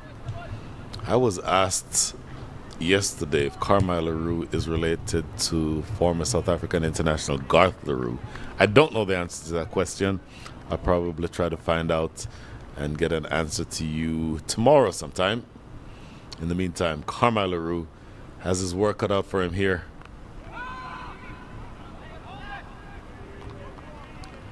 Always love a dot in these scenarios. Last 2 balls in his spell, Carmine LaRue. Just 6 runs conceded from the over so far. Yeah, just managed to muss up Vikash Mohan's game economy. At 4, threatening to do the same here for Carmine, but looking for the comeback after that delivery. This one feels like it's coming down to the wire, Joe Hickey. Oh my goodness, run out opportunity. A bit of a fumble, so not cleanly picked up. I believe that is the young man you referred to earlier. Hizbullah Durrani. Nope. Is it Hizbullah Durrani? I believe so. That is often his spot. Sometimes a boundary rider, but very able man at point. Very quick from that circle in. And by the way, just that quickly, I've gotten an answer to the question I just asked. In the air, down the ground for 6. Oh, what a strike by Hassan Khan. 6 off of the last ball bowled here by Carmine LaRue, who is apparently no relation to Garth LaRue. But the last ball of his spell goes away. In fact, the penultimate ball of his spell. No, that is the last ball of his spell. Goes for 6. We were discussing mussing up Vikash Mohan's economy so that he ends up going for 5s. Carmine LaRue, exactly a run a ball, but again, a bit deceptive. The final over costing big as Hassan and Hamad look to attack the attack and find their way into this game.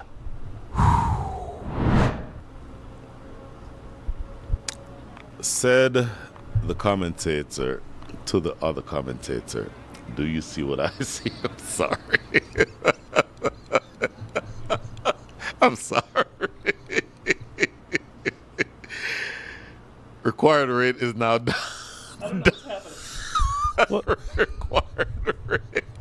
The required rate is now down to 9. The required rate was above 10 2 overs ago. It is now down to 9. You need 54 from the last 6 overs. Well, I think the number you referenced earlier was you felt like these two could potentially chase down 60, but if you could get it down towards 40 for the last 5, you're in even better shape. They're already under the 60 mark, and another over like the last 2 they've had, and they might get right there. It's going to be Rushilu Garkar, who has coughed up 8.5 per over so far. Around the leg side, is going to be 4 runs of 5 wides. Watch umpire Owen Brown, 4 leg buys. I don't think you care much at this point how they come, as long as they come. 4 runs to start over number 15. Well, a free run and an extra ball wouldn't be half bad at this juncture, but yeah, indeed, the 4 leg buys picked up a little bit of pad. Yeah, look at that replay. Going down the leg side, certainly off the front pad, the outside of the front pad of Hamad Azam's front pad. He'll be looking to attack the youngster here, though, no question. Down the ground, do they look for 2? No, they don't. Oh, look at that piece of work in the deep. Excellent fielders out there on the boundary. We saw as the ball rolled to the rope on the 4 leg buys, the watchful eye of team owner Biju Nair down at the rope. You know he's got to be nervous right now. Wants this both for the potential for a little revenge from last year and, of course, also puts you on the doorstep of a trip to a 2nd final in a row. The East Bay Blazers have come as advertised. A really good bowling unit. Current run rate 6.91. You need to get it up to 8.65. But having said that, the required rate was over 10 a couple of overs ago. It is now 8.91. So you pulled yourself within striking distance. 49 runs needed from 33 balls. Under normal circumstances, with 5 wickets in hand, it's touch and go. Maybe you slightly give the edge to the East Bay Blazers because of the strength of their bowling units, but it's not going to be easy. Short ball powered away into the deep, but there's a fielder out there. 32 balls remaining, 48, and that single brings up the 100, Joe Hickey. Always an important psychological barrier to cross. And they get there just outside the death overs, and that is the spot where, for all we've been singing the praises of East Bay, it's where they become truly superlative. Best strike rate in all of minor league cricket at the death, and it's really 2 that they need, the men here at either side of the crease. Quick single. Shy at the stumps down at the non-striker's end. You want the singles to be well judged, and I think that was a well-judged single.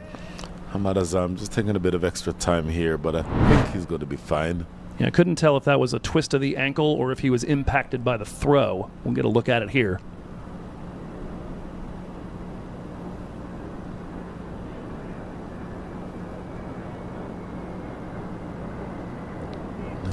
Ball apparently deflected off the edge of his bat.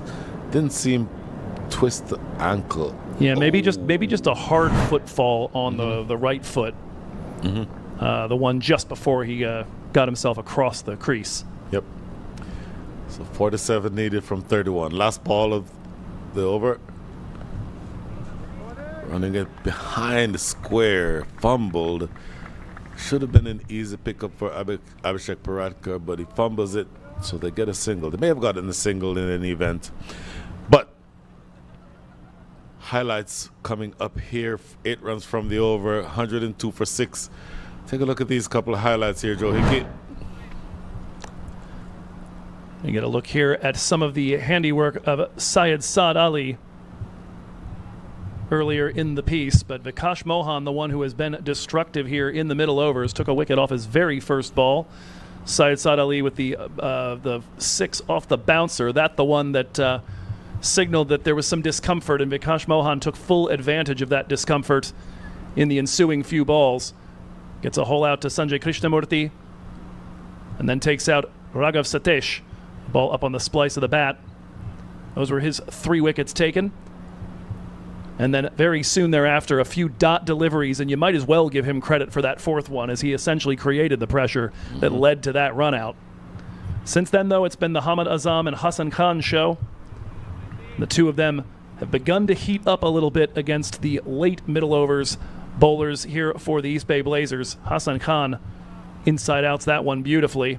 Here are the 4 leg byes off of Rushilu Garkar at the beginning of the last over. And that sets us our current equation, 46 required off the last 30, just a little over 9s against the best death bowling unit in the league. First delivery is going to pierce the gap, though, and an immediate signal of intent against Faisal Khan Ahmadzai, a 4 to extra cover. Joe Hickey, game on. No doubt. We said if they could hang around for a couple extra overs here, they've certainly gotten to that point. Now they are looking at knocking off roughly 40 from 29. Oh, my goodness. This is every bit the heavyweight battle that we anticipated, that we hoped for.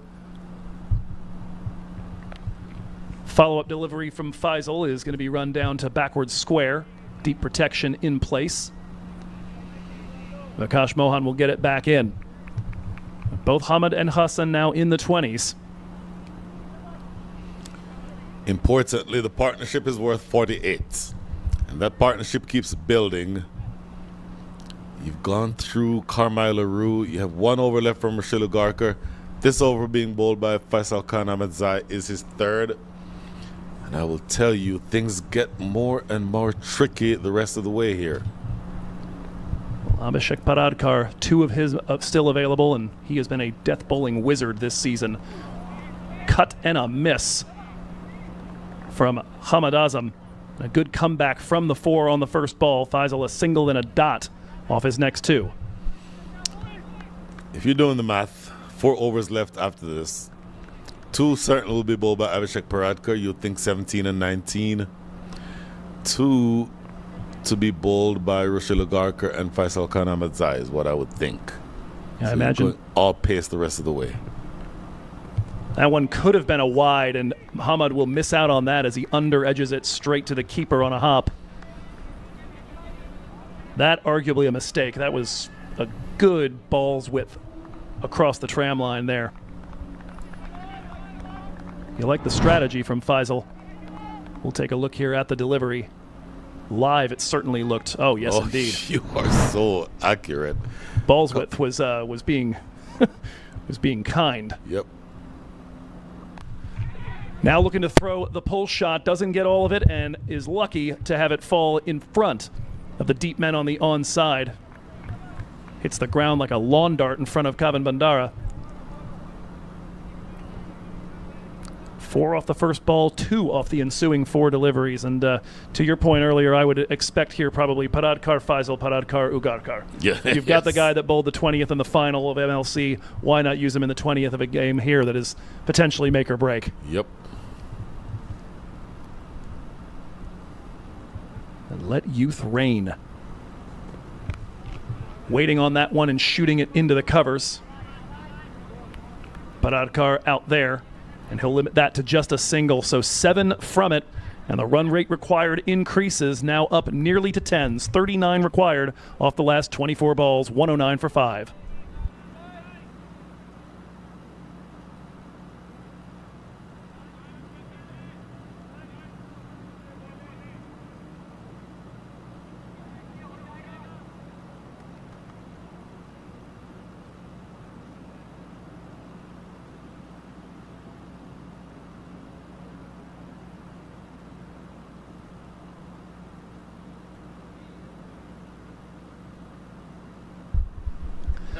The 50 partnership up with the single off the final ball of over number 16. They get there in 31 balls, and this partnership here, half of which is being tended to by the physios at the moment, responsible for getting Chicago back into this game. And as Brian Walters beside me has said a couple of times, game on. Absolutely, this one hanging in the balance. So we take a look at a few of the highlights from this 50 partnership. Here's the 4 leg bys. That one, for me, one of my favorite shots. I do love the one, a little width on offer, and shoot that, you would call it in baseball, an oppo taco. Opposite field blast. Here, it's a lofted cover drive. Sure. Sounds a lot more dignified, I'll be honest. You mean oppo taco doesn't sound dignified to you? No, not in the slightest. Rashil Ugadkar gets over number 17. Runs that one in on the body, and the stop sign thrown up by Hassan Khan, sending his captain back to the other side.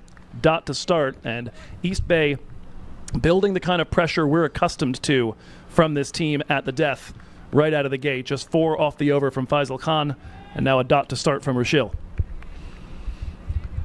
Brilliant over by Faisal Khan Ahmadzai. Rashil Ugadkar playing with fire with that line, though. That needs to be more an off stump. That one more of a 5th stump line. A little bit of purchase, it looked like, off the seam as well, nipping back in. And Hassan Khan unable to make contact with it. Excellent delivery. Slower delivery. Slowed it down. The off break, if you will. And I will tell you, with those 2 deliveries, look at the required rate now, back up above 10. So a fight back on the way here from the vaunted bowling attack of the East Bay Blazers. Attempting to break the shackles there, but not making firm contact. That'll go to mid-wicket, and there is, again, Hizbullah Durrani in from the boundary. Quick pickup, accurate throw to Saeed Ganesh. And all of this, both the quality of the bowling and the quality of the fielding, the reason that this team goes at barely over a run a ball at the death, which is just insane considering the scoring rates you often see in the death overs at T20s. It is an insane statistic. Insane is the perfect word. So now, watch what Rashil Ugadkar does is these last 3 balls. This one is lifted in the air. That is going to find its way into the seats. For the briefest of moments, Sanjay Krishnamurthy had us thinking that maybe he was in the game. But just a little bit of a decal. That one well clear of the boundary at a wide long off. Hamad Azam doing what Hamad Azam does. You saw the pace off delivery, got Hassan Khan to play and miss. This is pace on, and it lands in the middle of the slot, Joe Hickey. You cannot bowl that length to Hamad Azam, really, to any batter who is looking to attack at the end of the innings. So Ugadkar smacked in the mouth a little bit here. He had managed to clean up the economy after a bit of an expensive start to his spell. Before that, 6 was at 22 off 21. You certainly don't mind an economy rate of a run a ball, particularly when the team that's chasing needs 10s, but you cannot bowl anything else in the slot. Going for the Yorker. That one is dug out and shot down wide of the fielder at extra cover, but that will be flagged down to the boundary. Just a pair of runs off that ball. 1 left in Ugadkar's spell. So we take another look at the 6 moments ago from Hamad Azam. Just majestic. He's such a powerful striker of the ball, Hamad Azam. Former Pakistani player. all-rounder, major leaguer, and you have two high-powered major league batters right here.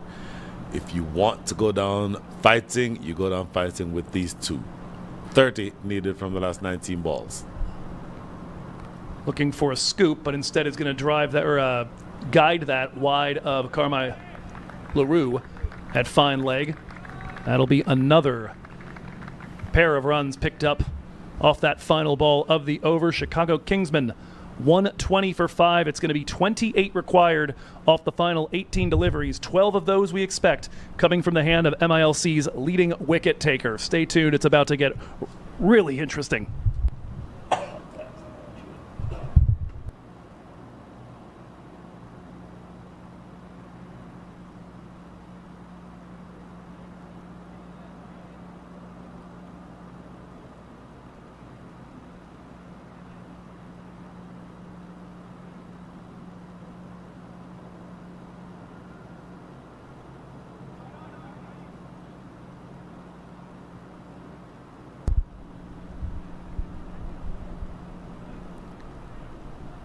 Three overs to go in our encounter here. Match 4 of the minor league cricket Super 8s here in 2025, and it's going to be handed to Abhishek Paradkar. No surprises there. At this point, he's got 2 left. Faisal Khan Ahmadzai has 1 left.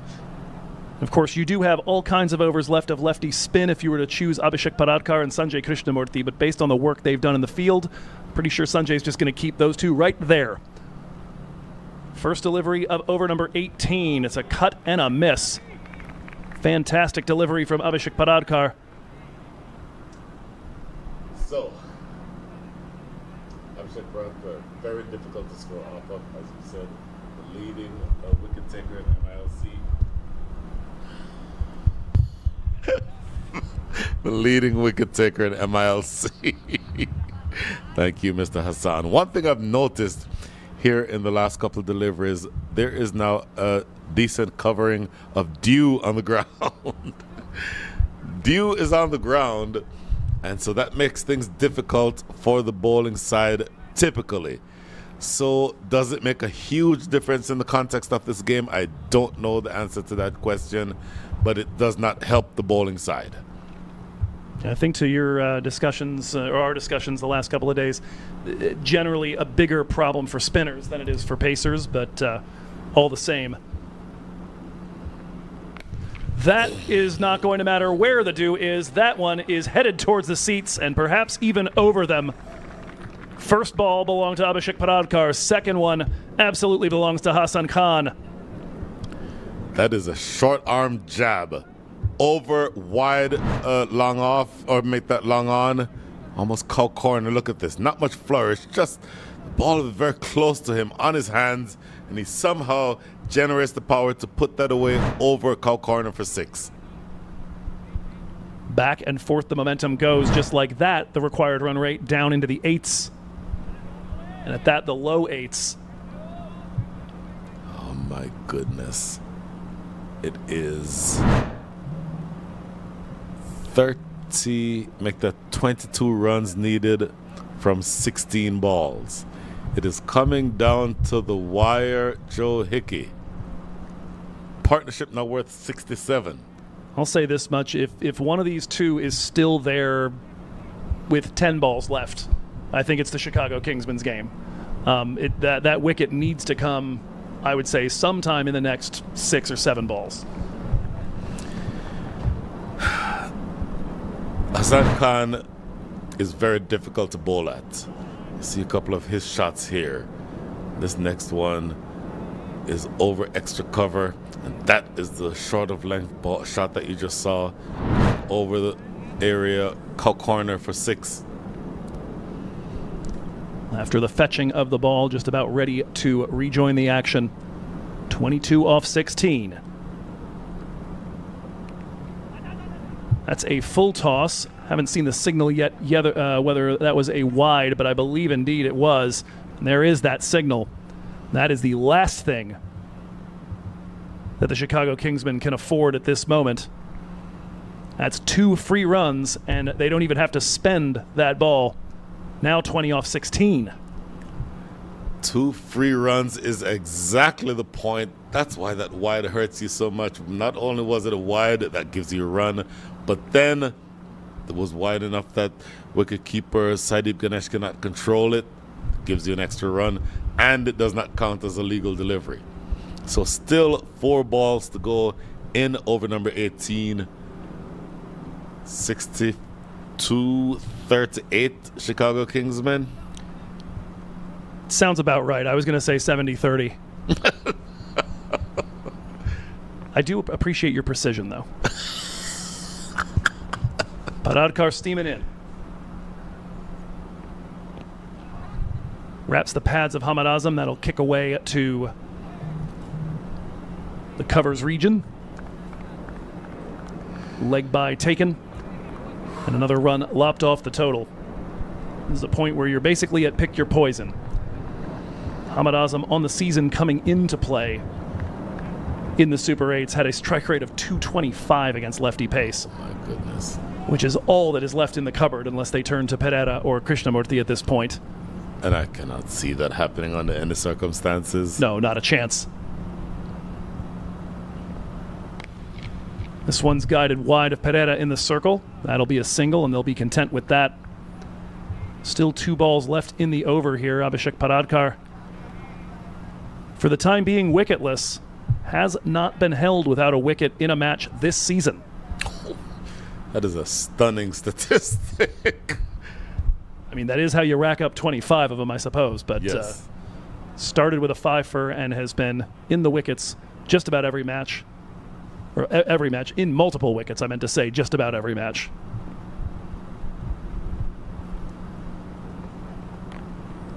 That one pounded into the ground wide of Ganesh.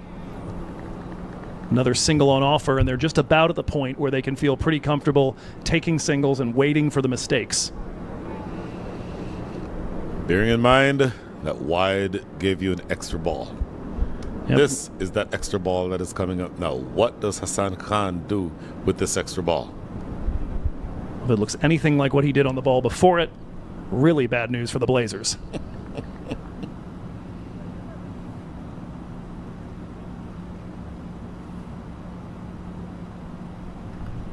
Hassan taking stock of the field placements. Off the edge, that is going to pick out Durrani at backward point. And so it will just be a single. Hassan Khan, who's off to a flyer now at 31 off 20, will retain the strike for the penultimate over. We expect Faisal Khan Ahmadzai out to bowl it as we take a look at a few highlights here with 16 needed off the last 2. Hamad Azam. More Hamad Azam. This one he helped on its way, but with a pad. Doesn't get credit for that. This one, absolutely dispatched. Hamad in the 40s. And now a look, I imagine, at the package for Hassan Khan in the interest of, even coverage. That one, the tasty one. I'll tell you this. I haven't been a cricket fan for long enough to have the volume of references that you've got. But I see that swing, and the first thing I think of is Cal Ripken Jr. Just the way that he almost drops the head of the bat onto a ball in on his body. That was something that, as we take a look at the 73 runs from 43, I grew up with Cal Ripken over in Baltimore, and that was the sort of thing that we admired about him, just the ability to get to that inside pitch. Tangent over. Faisal Khan Ahmadzai on for the penultimate over. First delivery is run wide of the man at long on. They will look to take the second throw down to the bowler's end. Will not be in time.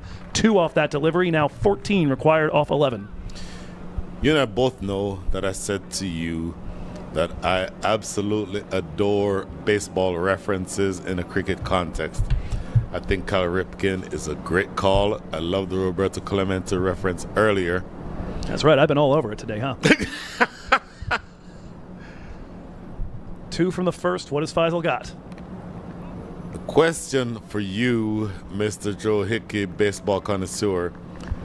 Who is going to be the East Bay Blazers' Billy Wagner? Left arm pitcher, gas, closer. You need one of those right now. I mean, it seems like they've got two of them, and one's going to bowl the 19th, and the other's going to bowl the 20th. 14 from 10. It's a proper Texas baseball reference. I'm sitting here going, You're literally Pittsburgh in and Texas. Baltimore. Yep, there we go. Another pace-off delivery, and that one is swatted to the man at long off. That's two consecutive here that Faisal has dug in a little bit pace-off, rising up to shoulder height. That one is signaled as the one for the over. So you don't get to bowl any more of those. You're going to have to change your plan of attack here. And you don't mind the slower bouncer because neither batter has shown any ability to get much on those. However, your options are now limited to relatively full deliveries. Can't bowl any more slower bouncers. Look where this goes. Ooh, it is very close, but he's up off of his toes, Hassan Khan. So that is why that was adjudged as a ball above shoulder height. This one is swept. It's over the top of Carmine LaRue. The only question is all the way, and the answer is yes, indeed. Nearly half of the remaining runs required knocked off in one swing off the bat of Hamad Azam. He moves to 47, and Chicago moves into touching distance. Oh my goodness, the line going down the leg side, the last place that you want to bowl to Hamad Azam is there. He will eat you alive, and he's very strong, really strong all around the ground, but particularly strong if you bowl too straight to him. And he steps over, essentially creates the leverage to be able to get that ball that is on the stumps, make it a ball on his pads, and he's very strong in that direction. Question now with 2 balls left. What can Faisal leave to protect for the 20th? That delivery run to the man at backward point.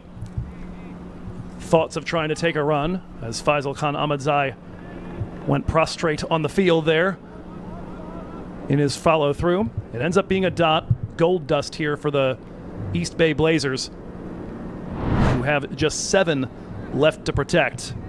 Another look at that gorgeous scoop for the 6. Let's put Chicago here potentially 2 hits away from the target. Last ball of the 19th. And that is going to level the scores. 1 required to win. Hamad Azam a liftoff. He's got the 50. And Chicago Kingsmen need just 1 from the final frame to put themselves in pole position for a ticket to Morrisville. Oh my goodness. I don't know that that's the length you want to bowl under any circumstances to Hamad Azam, but especially not when he's looking for quick runs. Those he will eat alive. Look where this is, a waist height delivery. Those he will eat for meat and drinks all day. 6 over mid-wickets. Back to the conversation about short deliveries earlier. If you can pull a ball that is short into the mid-wicket area, it means you picked up the length perfectly and then you put it away where it belongs. An expensive final over of the spell here, and Abhishek Paradkar may have just 1 ball here to try to avoid going wicketless for the first time all season. Hamad Azam has his 50. Hassan Khan on strike, looking for the 1 run that will make Chicago Kingsmen top of the heap going into day 3. It's not often in a T20 or in a limited overs match that you see all 11 fielders inside the circle. That's what you have here. Everyone inside the 30-yard circle asking the batter Hassan Khan to hit big, which is what he'd want to do anyway. And Sadeep Ganesh up to the stumps for the lefty pacer. That is going to pierce the gap. The run is going to come across, and it will be a 4 on the final delivery. Here in this final over, Chicago Kingsmen get it done. They win by 5 wickets, and the monster of a partnership, 92 runs between Hassan Khan and Hamad Azam, takes them home from a desperate position when the captain entered. Oh my goodness. Can you imagine a 92-run partnership. You and I, in the process of scripting a hypothetical where Chicago would win, said that that pair needed to bat through maybe over 14 or 15. Excuse me. Well, they overdid that. They batted all the way through, accelerated beautifully toward the end, and end up flourishing with a 92-run partnership that takes them home by 5 wickets. And they came in 5 balls past the drinks break when Syed Saad Ali went down on that run out. That seemed to be a signal of things to come. East Bay made the best of their attack in terms of taking wickets inside the middle overs. But at the death, the best striking team in the league fails to take a wicket. The second best economy team in the league goes for 50 practically here at the death, or rather 46, but with 5 balls left to spare. They go at 10s, they don't take a wicket. Upset of the round so far, that particular statistic, I would say. Oh my goodness, what a clinical performance by the Chicago Kingsmen. Remember, they're the defending champs, so they have a lot to be able to defend. Not just pride, but you're also looking to stamp your authority on this season.